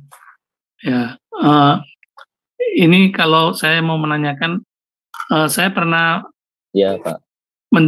semacam apa ya, diminta bantuan oleh seorang ibu-ibu, itu anaknya itu mengalami depresi, Oh iya. nggak mau keluar rumah, jadi di rumah terus. Ya, dari ibunya itu saya dapat informasi itu anaknya laki-laki itu pernah putus pacar gitu loh, putus cinta gitu. Oh iya. Lalu dia mungkin mengalami depresi berat sehingga nggak mau keluar rumah sama sekali lah. Ini ibunya minta tolong mencarikan semacam konselor gitu ya. Lalu saya menghadap ada kawan itu, seorang konselor itu, saya psikolog tapi dia backgroundnya. Itu saya minta bantuan apakah bisa berkunjung ke rumah konseli untuk memberikan ini ya, kayak konsultasi gitu. Itu dari pihak konselornya menolak. Oh, kalau seperti ini nggak bisa seperti itu. Biasanya kita itu harus konselinya itu datang ke tempat kita.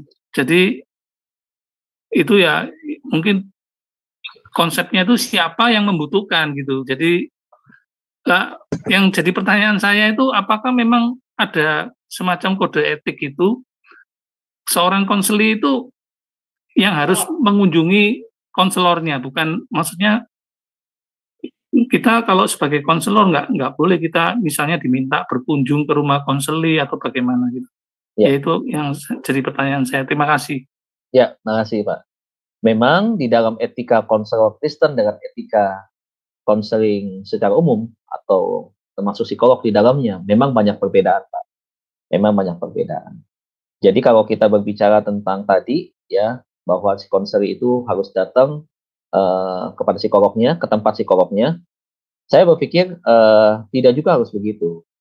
Atau mungkin ada juga psikolog yang memang bisa juga dia datang kepada tempat konseling. Jadi mungkin statement saya ini tidak menyudutkan satu case ini secara generalisasi, tidak menyamakan ratakan semua psikolog seperti itu. Tetapi kalau kita lihat dari sudut daripada pastoral counseling, nah kita memang diarahkan untuk itu. Karena ketika anak sudah mengalami depresi, kita harus bisa deteksi. Sebenarnya kalau tadi dia anak ini sudah mengurung diri dalam kamar, misalkan sudah menarik diri dari pergaulan, lebih banyak menyendiri, itu dia sudah masuk dalam tahap depresi. Sebenarnya psikolog yang bisa menentukan sebenarnya dia depresinya jenisnya apa, apakah depresi minor atau depresi mayor, begitu kan? Nah, kalau sudah dapat referensi daripada psikolog dari sisi kejiwaan, nah maka kita enak tuh dapat referensinya, begitu.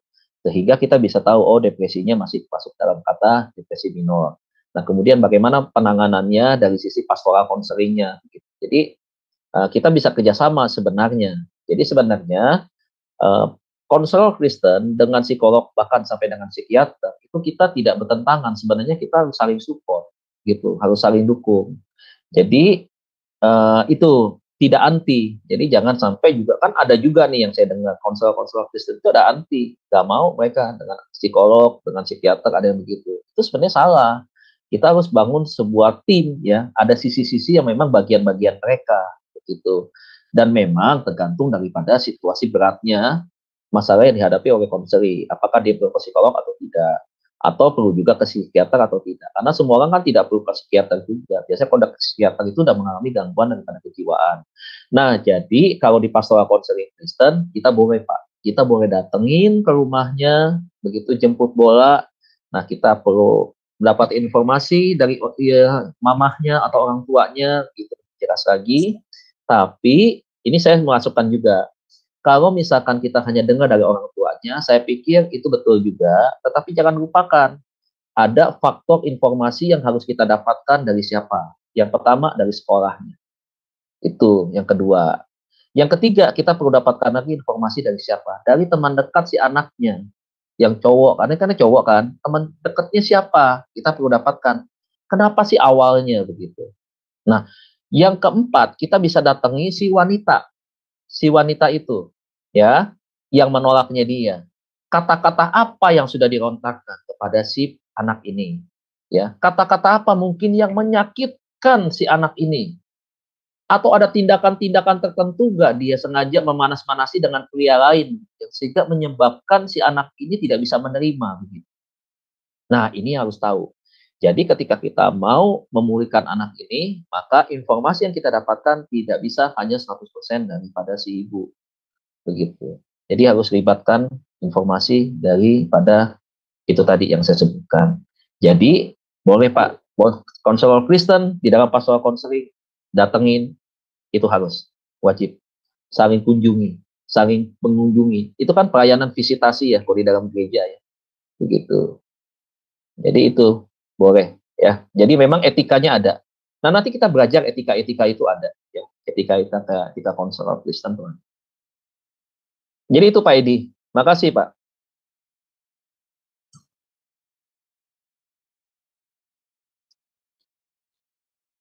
Ada lagi? Di unmute Pak, di unmute Pak Edi. Di unmute Pak Edi. Oh iya, Ya, terima kasih silakan. Pak pencerahannya Pak. Terima kasih Pak, sama-sama Pak. Tuhan berkati Bapak. Iya. Baik, masih ada yang mau bertanya atau mau lanjut? Ada, kita lanjut ya. Lanjut ya. Oke, baru 2015 nih, mantap nih, saya demen nih. Ya, silakan. Oke, kita akan lanjut kepada tahap berikutnya. Nah, ini kita masuk di dalam aspek-aspek di dalam bimbingan pastoral ya. Nah, ini ada ahli ya mengatakan bahwa beberapa prinsip bimbingan untuk memecahkan masalah-masalah atau macam-macam persoalan ada beberapa hal. Antara lain, satu, nah jangan mendengar sepihak saja. Tadi saya sudah sampaikan itu ya. Nah, selalu kita sebagai seorang konselor nih Bapak Ibu, ketika kita mau cari informasi yang valid ya, jangan dari satu sumber. Carilah sumber-sumber lain yang ada relasinya atau korelasi dengan si konseling. Begitu. Jadi kita perlu cari itu ya, kemudian kita gali informasi sebanyak-banyaknya dari satu sumber, dari narasumber. Nah, narasumber 1, 2, 3 dan seterusnya. Kemudian data itu kan kita dapatkan, kita kumpulkan. Ya. Tentunya bagaimana caranya? Ini sama ya, ketika kita menggali informasi bukan daripada konseling, tetapi kita dari pihak yang lain, ya, kita perlu juga merekam, Pak. Perlu merekam. Nah, biasanya ada yang dibikinkan verbatim ya, tapi nggak perlu pakai verbatim. Kita dengar aja sudah cukup, ya. Kita sudah dengar sudah cukup. Karena yang verbatim ketika sudah menjadi bentuk tulisan, ya mereka akan kasih stabilo tuh. Oh, ini gitu. Nah, kalau yang sudah terbiasa, ketika mendengar saya dia tahu, oh ini satu, dia catat, oh ini dua, gitu ya. Tetapi itu kebiasaan. Jam terbang akan membuat dan memampukan kita. Jadi tidak ada seorang konselor masih belajar atau tahap pemula atau tahap awal, dia menguasai ya observasi masalah dan mendapatkan poin-poinnya dengan cara menggali informasi dari yang bersangkutan. Ya siapa-siapa saja gitu. Enggak, jam terbanglah yang membuat kita semakin hari semakin bisa gitu, mampu ya, bisa punya kapasitas lebih. Nah, jadi kenapa kita tidak boleh mendengar satu pihak saja? Biasanya hati-hati, ada pihak yang salah mencari pembenaran dan dia ingin mendapatkan dukungan. Nah, kita menghindari sesuatu yang salah dianggap menjadi sebuah pembenaran, kemudian kita dukung. Nah, kalau ada yang seperti ini, maka sebagai seorang konselor, kita sedang melanggar daripada etika di dalam konseling, yaitu kita hanya mendengar satu pihak saja. Nggak boleh, ya. Jadi, kita harus kumpulkan itu tadi. Ya, informasi dari pihak-pihak yang terkait, data-data yang jelas, yang ngomong ini siapa, begitu. Perlu nggak misalkan masalahnya di dalam rumah tangga, di sana ada satpamnya, ada pembantunya, ada sopirnya, begitu. Ya, dianalisa, dianalisa. Orang ini dekatnya dengan siapa? Kalau dia anak, dekatnya dengan sopirnya, berarti sopirnya perlu ditanya. Pembantunya hanya sebagai informasi pendukung saja. Tapi informasi lengkapnya dari siapa? Dari yang lebih banyak bersama dengan si anak. Begitu.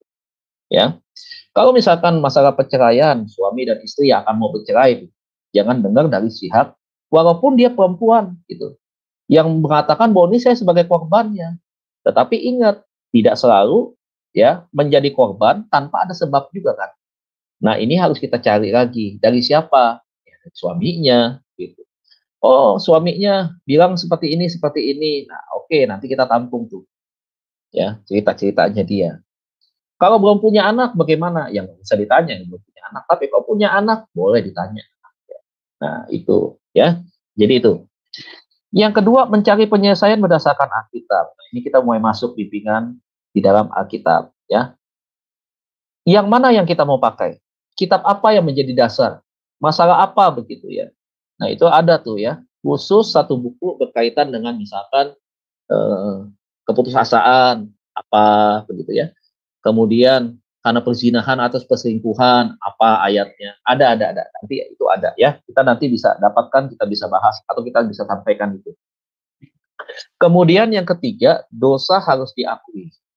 Nah, kalau ada dosa, jangan ditutupi.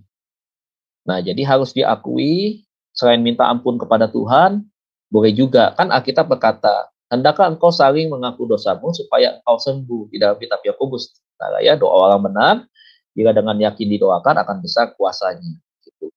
Nah, jadi harus diakui. Oh iya, diakui tidak hanya di mulut, tetapi dinyatakan dalam bentuk sikap, ada rasa penyesalan di sana. Bagaimana Pak kalau misalkan konselingnya dia mengakui dosa tetapi dia tidak ada penyesalan? Nah, stop dulu di situ. Stop dulu ya. Cari tahu dulu kenapa dia nggak menyesal. Nah, begitu. Kalau misalkan ada satu perselingkuhan yang tidak disengaja misalkan begitu ya.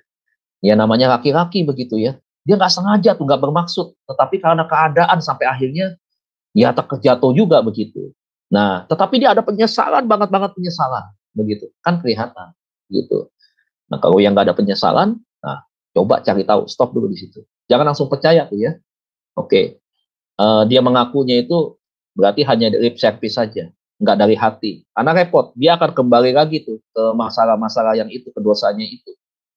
Ya, jadi dosanya kemungkinan hanya diakui, tetapi dia tidak mau lepaskan. Orang lain diampuni, ya. Jadi ampuni juga. Kalau misalkan dosa perselingkuhan, pertama harus minta maaf, minta ampun ke siapa? Pasti utamakan Tuhan dulu. Ya, karena yang memberikan pengampunan itu Tuhan. Terus yang kedua, orang yang disakiti, selesaikan itu, ya, minta ampun, begitu, ya.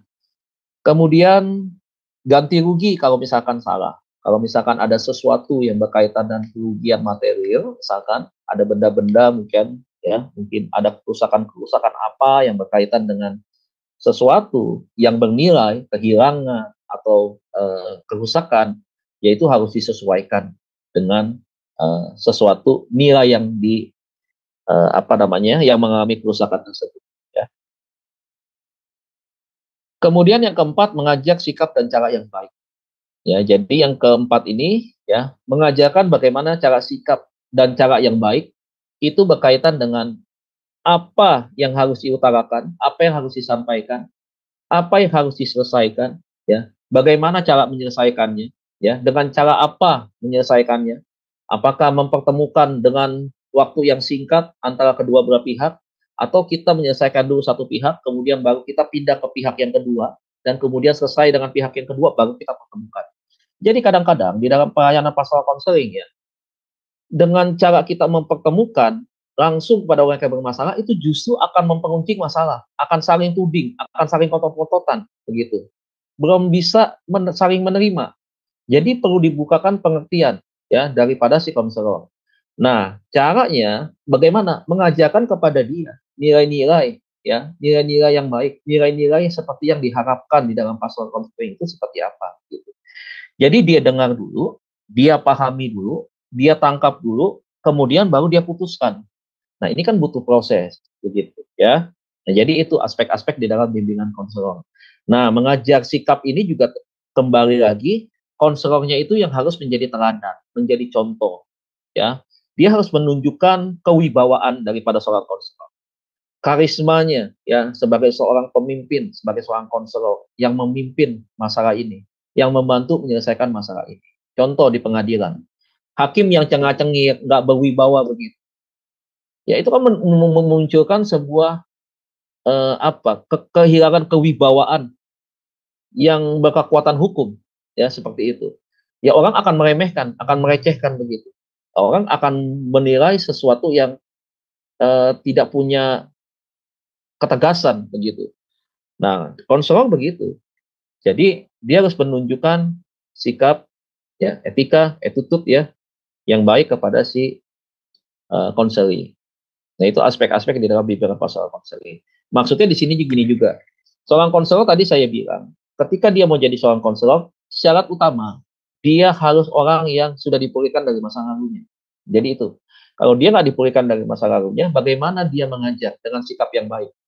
Nggak mungkin bisa, ya, nggak akan mungkin bisa. Dia akan terbentur dengan dirinya sendiri. Itu bisa berbalik, ya. Iblis bisa serang balik dia tuh. Lu mau jadi konselor, lu sendiri aja masih punya musuh, lu sendiri aja masih belum bisa memaafkan orang tua lu yang di kampung. Nah, gitu. Berikutnya, dampak negatif, ya, dampak negatif bagi anggota jemaat bila tidak dilibatkan dalam pelayanan. Nah, sekarang kita kembali karena ini berbicara tentang pastoral atau penggembalaan, ya. Maka sudah pasti seorang pastor atau seorang gembala, dia juga adalah seorang konselor. Harusnya seperti itu. Nah, belajar teologi, tahu tentang doktrin, ya, mengerti tentang dogma, tahu tentang sejarah gereja, tahu tentang banyak hal yang berkaitan dengan pelayanan, ya. Bukan sekedar itu yang dirasakan cukup, ya, tidak. Seorang pastor, seorang gembala, dia juga adalah seorang konselor. Ya, ingat Tuhan Yesus adalah konselor agung. Kita belajar dari dia. Ketika ada perumpamaan dia adalah sebagai seorang gembala domba, ya, ketika ada satu domba yang hilang, itu dia cari. Dia cari. Kemudian ketika ditemukan domba itu tersangkut di tebing, maka dia berkorban, jemput bola untuk dia turun tangan, ya, ke dalam lembah itu untuk menarik domba itu supaya domba itu tidak jatuh ke dalam jurang dan akhirnya menemui kematian. Lihat, pengorbanan seorang pastor, seorang gembala itu seperti itu. Ya. Nah, sekarang repotnya ada gembala dua tipe. Apa yang di Alkitab katakan itu terbukti sekarang. Ada gembala upahan, satu ada gembala asli. Bagaimana kita bisa membedakan itu? Gembala asli, ini saya berani mengatakan ini ya, apa gini lah, ya. Buat kita nih yang gembala-gembala, kembalilah introspeksi diri hati Anda. Ya, Anda ini hamba Tuhan. Anda ini orang yang ditunjuk dan dipercayakan oleh Tuhan. Orang-orang yang mendapatkan kepercayaan yang sangat-sangat luar biasa dari sekian banyak orang ditunjuk menjadi seorang gembala. Lihat hati saudara hari ini. Kalau saudara hari ini, ya, ini bukan sebuah penghakiman, tetapi sebagai sebuah sesama hamba Tuhan saling mengingatkan. Bagaimana kita bisa tahu seorang pastor itu adalah seorang konselor? Adalah perhatian dia terhadap jemaat. Kalau perhatiannya dia kepada jemaat hanya mau duitnya doang, nah bertobatlah, ya. Jemaat harus sadar, ini the real pastor atau imitasi pastor, begitu. Ya, karena kalau imitasi, dia hanya mau materi dari apa yang Anda miliki. Pak, Bapak kepahitan ngomong begini. Bukan, saya melindungi jemaat.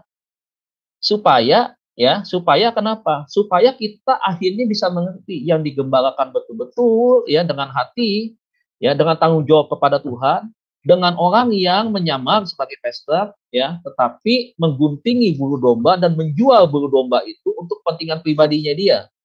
Begitu. Kita harus tahu, jemaat, belajarlah Anda untuk cerdas, belajarlah Anda, ya, ketika Anda semakin belajar, Anda harus bisa lihat. Kelihatan banget. Masa ke hal-hal yang palsu saudara tidak bisa lihat? Saudara tidak bisa nilai. Kalau saudara dan saya hari ini ada Roh Kudus di dalam diri kita, Roh Kudus senantiasa bisa memberitahukan, ini palsu loh. Begitu. Kamu gak akan bertumbuh loh. Begitu. Hati-hati loh, kamu cuma dimanfaatkan loh. Jadi jangan lihat organisasi, jangan lihat label, jangan lihat pengalaman pribadi individu tersebut, pastor tersebut, nama besarnya dan lain-lainnya, tetapi adalah bagaimana kita melihat dan mengukur pelayanan orientasinya adalah kepada jemaat. 100%. Melayani jemaat dengan penuh hati. Tidak ada ember-ember macam-macam. Jadi kalau kita lihat konteks daripada pastornya Sri, konselor agung Tuhan Yesus Kristus itu, dia itu berintegritas, begitu. Begitu dia ambil domba itu dari lembah, dari tebing, ya, untuk tidak mati, ya, walaupun dia berkorban untuk itu, ya, dan akhirnya dia bisa dapatkan domba itu, dia bawa pulang kembali, dan dia tahu jemaat yang terhilang itu berapa orang kan dia tahu, yang satu, nggak ada 100 nih misalkan, satu hilang, dia carikan yang satu kan, nggak nunggu 10 dulu, gitu, satu saja berharga, itu delir daripada seorang pastor, seorang pastoral, seorang konselor, begitu. Jadi dia cari, begitu dombanya jatuh ke tebing, kakinya terluka, itu dia rawat. Coba bayangkan seperti itu. Nah, itu ya, seorang konselor harus seperti itu. Begitu. Jadi yang luka harus diobati sama dia. Jangan didiemin. Jangan diam sampai sembuh sendiri, sampai koreng, sampai benana, kaki si domba itu harus diamputasi. Kemudian ketika bulunya makin banyak, diuntingin bulunya dijual. Dan dia mendapatkan uang. Nah, ini yang salah, ya. Saya katakan salah, ya salah aja. Jadi ini yang pertama, jemaat menjadi tidak sehat. Ya. Jadi kalau misalkan mengabaikan pelayanan daripada pastoral, masa bodoh, dan mengatakan, oh ini bukan karunia panggilan saya, enak aja kalau bukan panggilan kita. Seorang gembala itu diberikan tugas pelayanan itu lebih lagi, salah satunya menjadi itu. Kalau kita orientasinya, kita berfokus kepada Tuhan sebagai teladan, dia kan sebagai konselor agung, seharusnya kita juga menjadi konselor. Gitu, kita harus belajar. Jangan bilang, saya nggak suka pelajaran begitu, berhenti aja jadi hamba Tuhan. Gitu. Ya, karena yang kita layani ini manusia yang kita layani, begitu. Hal-hal yang bersifat dengan kepribadian, karakter manusia, kebutuhan manusia, begitu. Ya, jadi lebih baik begitu daripada berdosa, ya, bertobat saja lebih dulu. Lebih baik dipulihkan dulu dia. Berhenti sementara jadi gembala, kemudian pulihkan hubungannya dia, masa lalunya dia, baru dia bertobat jadi gembala lagi, uruskan jemaat dengan baik. Buat jemaatmu gemuk, ya, sehat secara fisik, bertumbuh secara jasmani. Nah, gereja menjadi sulit untuk bertumbuh dan berkembang. Ya, semuanya penyakitan semua, Pak. Kan saya ngomong, kuantitas ya, dan kuantitas. Bisa saja sebuah gereja besar jumlahnya, tapi hasil pindah-pindahan. Contoh, terjadi gesekan di gereja A. Luka batin kan dia kan, yang kalah terluka nih, pindah ke gereja lain. Dari gereja lain pindah lagi. Dan di gereja tersebut ketika ditampung dan tidak pernah ada pelayanan-pelayanan berkaitan dengan pastoral konseling dan penanganannya tidak efektif, begitu. Dan gembalanya, misalkan pemimpinnya, dia tidak ambil bagian di dalam pelayanan seperti ini. Saudara bisa bayangkan, mengumpulkan orang yang sakit bertahun-tahun, dari sakit ringan menjadi kronis. Coba, orang yang sakit, apakah dia bisa bertumbuh? Dia bisa sehat? Nggak bisa, akan terganggu. Orang yang punya sakit kronis, bisa mengganggu nggak? Mengganggu aktivitasnya, satu kali dia mau bekerja, dia nggak bisa. Orang yang lain sudah bisa selesaikan laporan keuangan, dia nggak bisa. Kenapa? Karena sakit kronisnya itu tidak disembuhkan. Nah, gereja juga begitu. Banyak orangnya, kualitasnya tidak terbangun. Kenapa? Karena tidak ada pemulihan. Karena tidak ada sasaran yang tepat untuk bagaimana bisa menyembuhkan mereka. Begitu. Memang betul, kita nggak tahu setiap mereka datang punya masalah atau tidak. Tetapi setidaknya ada tim yang kita sampaikan, yang kita bisa persiapkan bahwa Bapak Ibu, kita punya tim pastoral counseling, ya, melayani ini dan seterusnya. Kemudian kita juga perlu tahu pindahnya dari mana, gereja mana, gitu kan. Perlu juga cari informasi seperti itu. Tujuannya bukan apa, tujuannya adalah untuk bagaimana kita mau gereja kita menjadi gereja yang sehat, jemaatnya sehat semua. Karena jemaat yang nggak sehat itu kan jadi virus di dalam gereja. Akhirnya bertambah banyak orang-orang yang tidak sehat. Itu yang pertama. Yang kedua, program-program gereja akan menjadi sangat kecil karena hanya hamba Tuhan dan pengurus saja yang mengendalikan pelayanan kaum awam. Berarti lihat tuh, terfokusnya pelayanannya ada, tetapi SDM-nya sedikit. Ya. Nah, inilah yang harus kita perhatikan betul. Ya. Jadi kita harus ada perhitungan. Gitu. Tim konselor harus berapa, dibangunnya harus bagaimana, persiapannya seperti apa, praktek penanganannya bagaimana, begitu. Ya, jadi program-programnya ini harus memang tertata dengan rapi, tersusun, ya, sistematis, begitu. Ada manajemen-manajemen yang rapi, ya. Nah ini, dan pelayanan ini tidak bisa memang diserahkan kepada seorang hamba Tuhan saja, begitu. Tetapi memang kita harus melibatkan tim yang lebih besar lagi, ya, lebih banyak lagi. Jadi nggak bisa istilah one man show, begitu ya. Kalau saya sih orangnya nggak suka one man show, ya, nggak mau, karena menurut saya kita ini rekan sekerja Allah. Kita semua adalah sama di mata Tuhan. Kalau kita mau maju, maju semua gitu. Kita mau dikenal, ya kita dikenal, tapi bukan dikenal manusia. Percuma kalau kita dikenal manusia, dipuja-puja manusia, semua media sosial tampilkan wajah kita, tampilkan pelayanan kita, tampilkan khotbah kita, tetapi ujung-ujungnya kita nggak dikenal Tuhan buat apa? Begitu. Kenapa nggak dikenal Tuhan? Karena kita nggak melayani seperti apa yang Tuhan mau. Melayani seperti apa yang kita mau, ya repot. Nah, ini yang hal-hal yang harus sebenarnya bukan diajarin begitu, diingatkan. Kadang-kadang manusia ini gampang kebablasan. Hati manusia itu gampang berubah. Mulut yang diperkatakan belum tentu sama dengan proses waktu yang berjalan. Contoh, mengatakan saya setia kepada istri. Betul, pada waktu pernikahan. Tetapi berjalan proses tahun, 2 tahun, 3 tahun, 10 tahun, itu harus dibuktikan. Kadang-kadang orang bisa berubah. Lain di bibir, lain di hati. Betul itu kata lagu. Kenapa? Karena waktulah sebenarnya membuktikan. Berkata setia itu mudah. Berkata sayang itu gampang. Begitu. Tetapi waktu menjalani apakah semudah itu? Biar waktu yang membuktikan. Jadi ketika waktu pertama kali mengucapkan kata setia dan taat, itu harusnya ketika sepanjang waktu sampai garis akhir. Kesetiaan itu diperlihatkan, dipertunjukkan. Yang ketiga, jemaat akan kehilangan kuasa Allah. Saudara bisa bayangkan ya.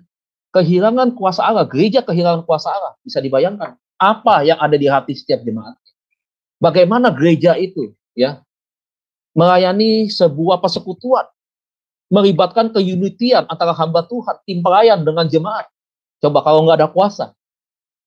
Coba tuh, jangan dipikir ya, kenapa pelajaran pastoral konseling ini ya orang mungkin ada beberapa yang menganggap tidak penting.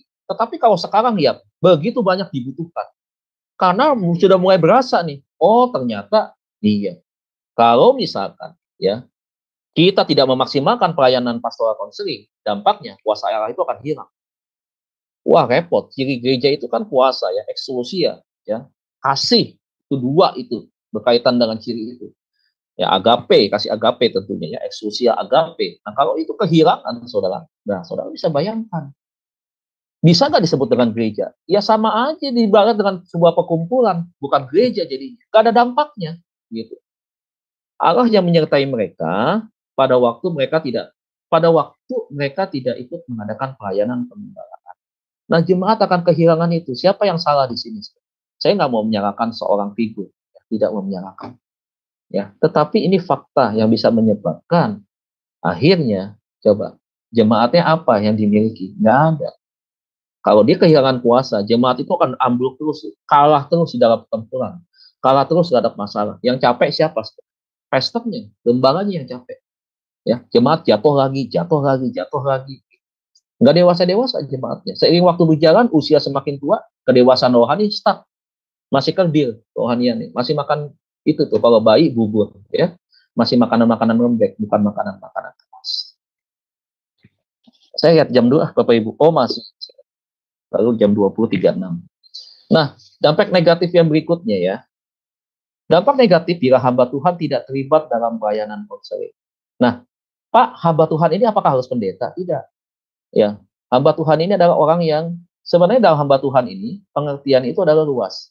Adalah kita semua, adalah hamba-hamba Tuhan. Ya.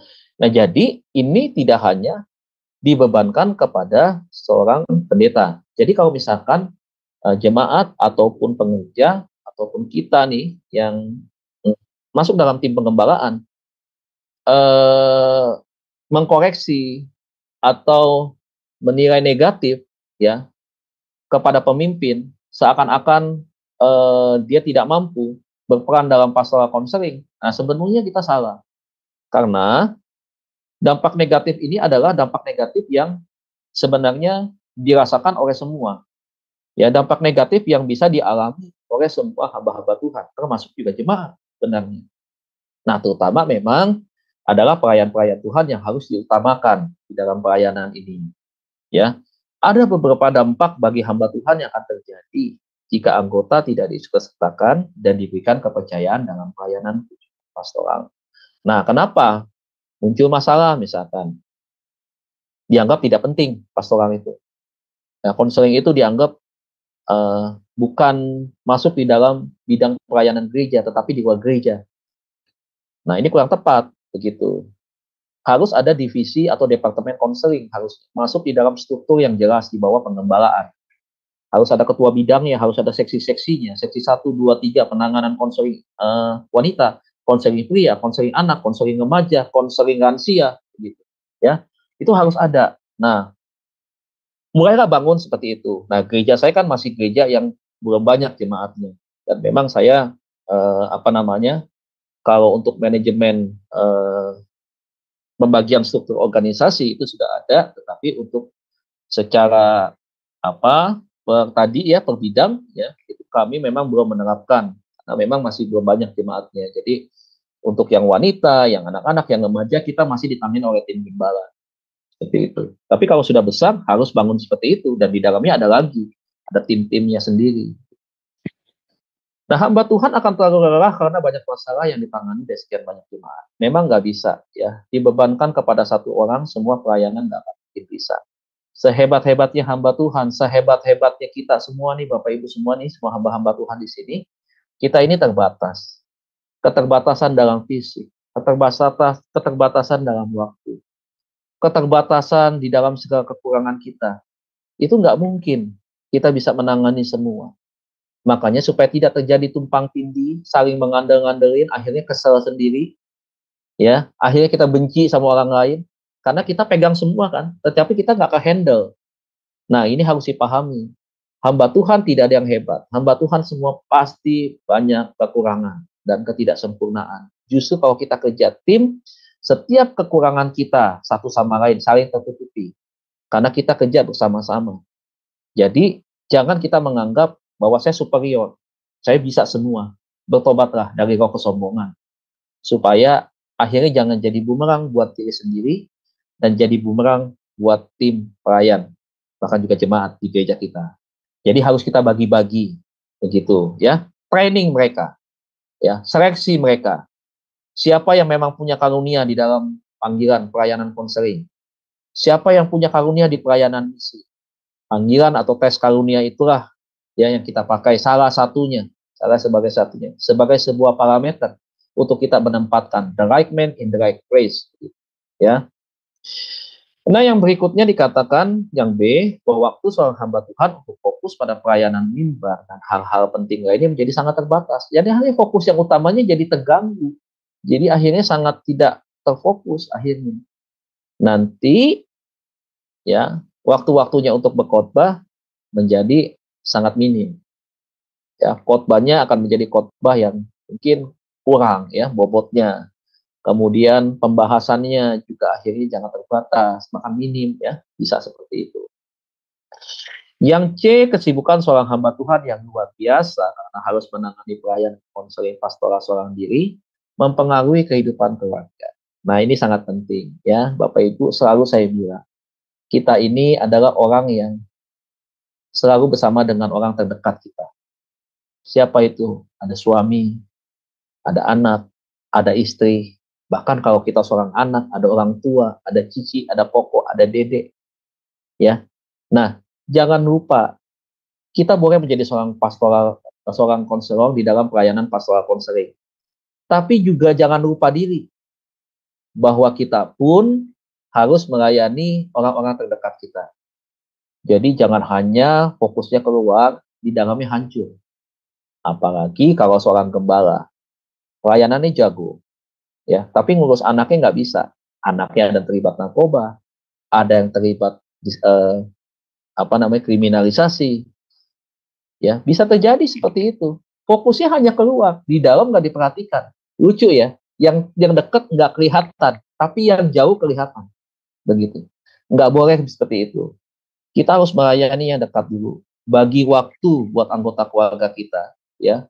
Atur kesibukan masing-masing. Jangan kita berpikir, ketika kita melayani, setiap hari kita melayani, Tuhan senang. Tidak. Ya, karena Tuhan juga mau kita ada waktu-waktu khusus dengan orang-orang yang Dia kirim bagi kita, yang diberikan tanggung jawab untuk kita menjadi seorang pemimpin kalau suami, menjadi seorang imam, menjadi seorang ayah, yang menjadi seorang pembina rohani, menjadi seorang gembala di dalam keluarga. Ya, itu yang harus kita utamakan. Jangan akhirnya di dalamnya koslet, dalamnya rusak, kita mau keluar, orang ogah juga. Ya, dia mau nasehatin kita.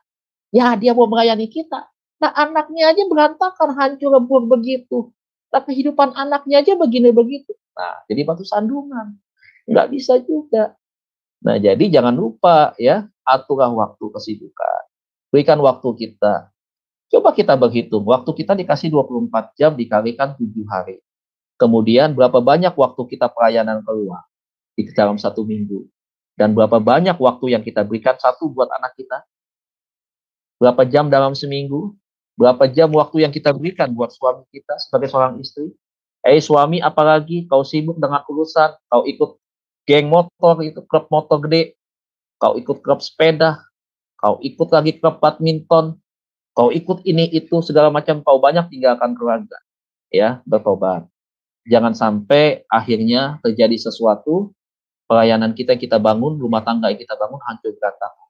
Jadi saling introspeksi diri, mari kita bangun kebersamaan, keunitian di dalam keluarga terlebih dahulu.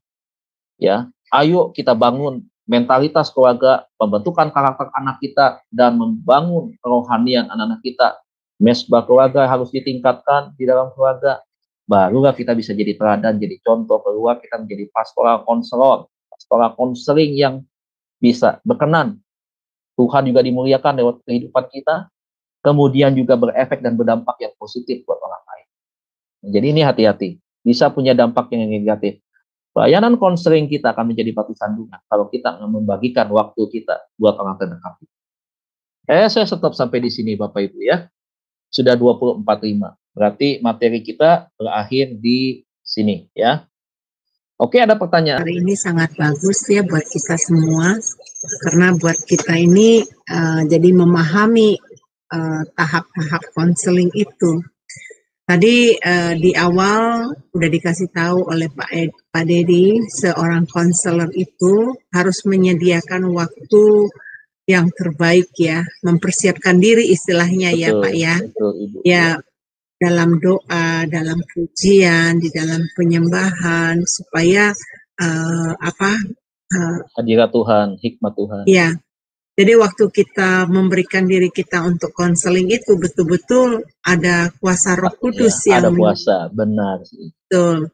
Nah, saya mau membicarakan hal ini Pak. Saya memang ada konselor berapa orang ya, yang saya alamin.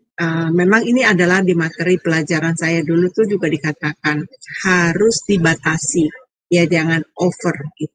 Ya, nah, sebagai konselor mestinya dia harus sebagai konselor, dia nggak bisa multitasking ya. Kalau multitasking itu akhirnya terjerat waktunya gitu. Nah, yang saya alami saat ini untuk orang-orang yang saya konselor, karena saya terlibat di dalam Zoom Sema Adonai ini, sehingga waktu saya untuk konselor itu nggak semaksimal seperti yang saya berikan dulu kepada mereka. Mereka juga bertanya, ada apa Bunda? Kenapa Bunda ini? Saya bilang, aduh Bunda sibuk banget gitu loh, karena ada acara di Sema Adonai gitu ya.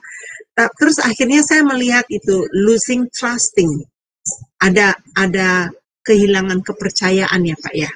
Jadi dia mungkin dengan jarak yang antara saya dengan mereka itu akhirnya ada gap itu yang membuat. Nah itu saya tahu itu kesalahan saya karena saya waktunya tersita dengan yang lain. Yeah. Nah itu menurut Bapak bagaimana tuh Pak? Iya, pertama Bu, tentunya kita tetap menjalin relasi hubungan ya. Tentunya nggak apa-apa sih kalau kita mengatakan say sorry sebenarnya untuk waktu yang sudah lewat, supaya biasanya gini, kalau ada sesuatu yang pernah terjadi, tidak ada ucapan say sorry gitu, biasanya ada yang sesuatu yang mengganjal, yang belum beres. Jadi kadang-kadang kalau untuk membangun kedekatan agak sulit seperti dulu gitu. Tapi ketika ada say sorry itu bisa terbangun, bisa pulih kembali hubungan dekat. Dan memang kita mesti sampaikan satu alasan yang memang bisa diterima. Tadi masalah kesibukan. Nah, bagaimana sekarang dengan kesibukan Ibu sekarang? Tentunya Bu, kita mungkin menangani konselor itu juga jangan terlalu banyak. Begitu. Disesuaikan aja dengan waktunya kita. Walaupun misalkan ada yang datang kepada Ibu atau kepada saya misalkan, Pak, saya perlu dong mau konseling, saya mau cerita tentang banyak hal yang saya alami sekarang. Ya sudah, itu saja Bu. Kalau misalkan ada yang lain yang mau datang kepada kita, minta nasihat, petunjuk dan seterusnya, boleh kita layani, tetapi kita bilang, boleh nggak masalah kamu ini sambil saja juga ikut, tapi juga ada yang menangani lebih lagi karena mengingat waktu. Gitu. Jadi jangan kita yang satu belum selesai, yang satu lagi datang misalkan di waktu bersamaan atau besokannya, kita terima juga. Tetapi waktunya kita tidak ada. Nah, itu pasti dua-duanya akan gagal, Bu. Jadi lebih baik satu aja pegang, sesuaikan dengan waktu kita. Begitu. Jadi yang lain mungkin kita bisa serahkan ke tim. Jadi ini yang menurut saya lebih bijak. Tidak mengecewakan dia, tetapi juga memberikan respon kepada dia bahwa saya juga tetap akan membantu, akan mendampingi. Tapi karena waktu dan kesibukan saya juga tidak mau supaya nanti Bapak Ibu menunggu saya dalam keadaan ketidakpastian. Terlalu lama gitu. Betul. Jujur sih Pak, saat ini saya nggak buka lagi yang baru. Jadi yang saya tanganin itu yang lama-lama ya. Jadi tapi ya memang ada satu kayak kebutuhan buat mereka, kayak merindukan ibu induknya ya. Betul Bu. Jadi mereka kepingin curhat, kan kita harus menyediakan waktu untuk mendengarkannya Pak. Betul Bu. Ada itu apa? Memang Mereka Bu yang tidak bisa dipisahkan. Jadi tadi kan ketika kita membangun relasi dari awal, ketika mendapatkan satu chemistry itunya, itu kalau sudah terbangun, itu sulit mereka melepaskan Bu. Dia akan cari ibu, dia akan terus tetap mantep dan merasa enak kalau dia bercerita, berkonsultasi, konseling dengan ibu, mendapatkan masukan, nasihat dengan ibu. Jadi dia nggak akan memang pindah sebenarnya, dia akan ke yang lain. Begitu. Nah kalau misalkan ibu pengembalaan di gereja misalkan, sejauh apapun juga, kalau masih sama-sama di Jakarta, ibu pengembalaan di Kelapa Gading, saya di Serpong misalkan, dia akan tetap cari ibu. Biarin gerejanya jauh juga. Gitu. Kenapa? Kenyamanan itu tidak bisa diukur dengan nilai uang. Kenyamanan, kedekatan secara emosional itu dia dibatasi oleh jarak. Gitu. Sehingga dia akan tetap terus ya ingin selalu bersama, menganggap bahwa ini orang yang tepat, yang paling mengerti tentang saya. Jadi memang kalau orang sudah di dalam proses konseling akan seperti itu, akan menjadi saudara selamanya, Bu. Begitu. Itu indahnya di dalam konseling. Ya, saya dapat memahami kebutuhan mereka, Pak, karena begini, Pak. Saya juga memiliki konselor, ya. Jadi saya percayakan ada 2 konselor saya. Tentunya saya juga mengemukakan apa yang saya rasakan saat ini terhadap konselor saya, kan. Nah, saya juga karena persoalan yang saya hadapin juga, jadi saya jadi mengerti, oh ternyata mereka juga pingin memberitahukan gitu loh, pingin curhat, pingin cari solusi apa yang harus dilakukan. Nah, solusi-solusi itu kan seperti Bapak katakan tadi, di dalam satu titik tuh mereka bimbang, mereka ragu, karena nggak kestabilan emosional mereka, jiwa mereka jadi tergoncang gitu kan Pak. Jadi saya bisa mengerti dalam hal itu.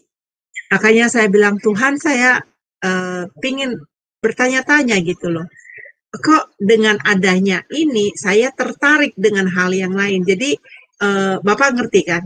Dengan ada kesibukannya ini saya tertarik dengan yang lain. Jadi nggak fokus dengan pelayanan yang saya sudah bangun semenjak saya belajar konselor itu. Nah itu Pak. Jadi tahap-tahap itu yang tadi pelajaran yang Bapak itu mereview saya yang pernah saya pelajari di pelajaran saya. Pengalaman ya Bu ya. Betul. Ibu udah langsung udah praktek soalnya. Jadi itu kembali mengingatkan kembali itu kenangan-kenangan indah. Iya. Ya, Pak. Tapi memang sejak dari awal saya gabung di SMA Adonai. Waktu pertama kali saya menyampaikan firman di ibadah SMA Adonai. Ketika saya bicara soal perempuan Samaria, perempuan pada 12 tahun itu saya lihat memang obrolannya ibu ini kayak konselor. Saya ya bukan itu ya. Saya merasa bahwa ada satu kepekaan gitu melihat ibu ini seorang konselor seperti ini. Dari tes talent juga Pak, saya memang terpanggil ke sana. Nasihati ya. Betul. Karena banyak sekali yang dari mentor-mentor saya juga katakan, kamu punya di sana ciri khas. Iya, betul. Kadang-kadang saya bilang saya nggak mampu Pak. Tapi begitu keluar itu nggak tahu dari mana Pak, sumber itu keluar terus, ayat-ayat keluar terus Pak. Aduh, saya sampai bingung sama diri saya sendiri Pak. Saya bingung. Bahkan pelajaran yang nggak saya ingat sebelumnya, tiba-tiba Roh Kudus ingatin sama saya pelajaran itu. Ini jawabannya gitu. Dan saya kasih solusi. Kayak kemarin Pak, di sini ada salah satu, ya bukan ini. Jadi kebetulan waktu saya yang renggang, jadi kita berbicara di Zoom sini. Dan dia menceritakan bahwa dia sudah lama tidak pernah pergi ke gereja. Dan gimana tuh Ci, katanya gitu ya ke saya gitu. Terus ya saya cuman kasih dia solusi aja. Saya bilang, kamu mau menjadi prajurit Allah, mau jadi ambasador surgawi, ya kamu harus menang, saya bilang. Untuk melawan iblis, kamu nggak perlu tengking-tengking, saya bilang, dalam nama Yesus keluar, dalam nama Yesus pergi, nggak perlu. Kita harus jadi pelaku firman aja. Kalau kita melakukan firman, otomatis kita udah injak kepala iblis itu. Kita menang dalam persoalan ini. Nah, ternyata kata-kata saya itu melepaskan dia. Dan saya berkata sama dia, coba kamu bayangkan, kamu berapa tahun sekarang nggak pernah ke gereja, hanya kerja online sejak COVID. Kenapa kamu lakukan itu? Sedangkan firman Tuhan mengatakan demikian. Terus saya bilang, bayangkan, kamu pergi ke gereja. Waktu kamu pergi ke gereja, kamu masuk di pintu gereja, kamu beribadah di gereja, disitulah saatnya kamu menginjak kepala iblis. Oh iya, Ci, ya. Oh iya ya, katanya. Iya, saya bilang. Oh iya deh, saya hari Minggu ke gereja, katanya gitu. Nah, itu saya nggak tahu, itu tiba-tiba tuh keluar aja kata-kata itu Pak. Kadang-kadang saya dulu waktu mau belajar di konselor, saya lagi ini, gimana ya cara ngomongnya ya, gimana ya cara menyampaikannya ya, bingung Pak, saya jujur bingung. Iya. Tapi setelah ini saya tahu itu keluar sendiri Pak. Betul sekali Bu. Iya. Ya, coba yang lain, ini nanti ke saya terus. Yang lain coba. Ya, ada. Bapak Ibu Saudara, pembelajaran kita malam ini sudah selesai tahap-tahapannya. Saya percaya bahwa Bapak Ibu kalau ingin untuk belajar lebih lagi bisa mengulangnya, menontonnya kembali, kemudian mencatat hal-hal yang saya sampaikan. Kalau ada sesuatu yang kurang jelas bisa disampaikan di pertemuan kita berikutnya. Dan saya percaya bahwa kita semua adalah orang-orang yang dipakai Tuhan, menjadi seorang penasihat-penasihat bagi saudara-saudara kita yang bermasalah dan memberikan jalan keluar yang terbaik sesuai dengan tuntunan Tuhan. Ya, mari kita berdoa, kita mengucap syukur untuk kebaikan Tuhan selama 2 jam acara kita malam hari ini. Kita berdoa. Bapa di dalam surga, segala puji syukur kami sampaikan Tuhan dengan hati yang bersuka cita di hadapan Tuhan. Karena Engkau sungguh sangat teramat baik bagi kami. Ada waktu-waktu khusus kami bersama dengan Tuhan, tidak hanya secara pribadi Tuhan. Kami membangun hubungan kedekatan kami dengan Engkau sebagai Allah yang hidup. Tetapi juga Tuhan, Kau memberikan waktu bagi kami belajar tentang banyak hal yang mendukung pelayanan kami. Terima kasih Tuhan, karena Kau sudah mempercayakan kami pelayanan sedemikian rupa Tuhan. Kau sudah memberkati kami, Kau sudah memperlengkapi kami dengan karunia-karunia di dalam pelayanan. Bahkan untuk mengembangkan talenta kami Tuhan, untuk di mana kami boleh menjadi berkat bagi saudara-saudara kami. Terima kasih Tuhan, biar apa yang kami kerjakan, kami persembahkan buat hormat kemuliaan Tuhan. Kami tahu Tuhan, ketika kami memulai pelayanan, kami sesuatu yang mulai dari sesuatu yang kecil, dan kami percaya akan dipercayakan sesuatu yang lebih besar. Terima kasih, berkati Bu Heni dan tim semua malam hari ini, rekan-rekan kami, rekan sekerja Allah, teman-teman di dalam pelayanan, supaya kiranya Tuhan pelajaran ini menjadi kekuatan bagi kami, menjadi pengenalan, pemahaman yang baru untuk kami praktekkan di dalam kehidupan kami. Bapak, pertemukan kami untuk sesi berikutnya di minggu depan, masih di dalam pelajaran tentang pastoral counseling. Biarlah Tuhan, Engkau sendiri yang memimpin dan menyertai kami. Terima kasih Tuhan, kalau sebentar kami akan melanjutkan acara berikutnya. Tuhan yang menolong dan menyertai setiap kami semua.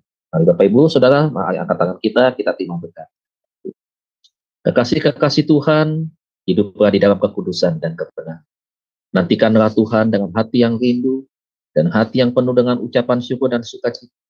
Maka kehidupanmu akan menjadi orang-orang yang berkenan di hadapan Tuhan, dan Tuhan sangat mengasihi kehidupanmu, dan kau akan menjadi orang-orang yang terimalah berkat Allah Bapa kita di sorga, cinta kasih daripada Tuhan kita Yesus Kristus, pertolongan, penyertaan, penghiburan Allah Roh Kudus akan terus menyertai kita semua, mulai malam hari ini sampai Tuhan Yesus datang di awal-awal, menjemput kita, menjadikan kita semua, bahkan lebih daripada yang percaya dan diberkati. Sama-sama kita katakan, Amin.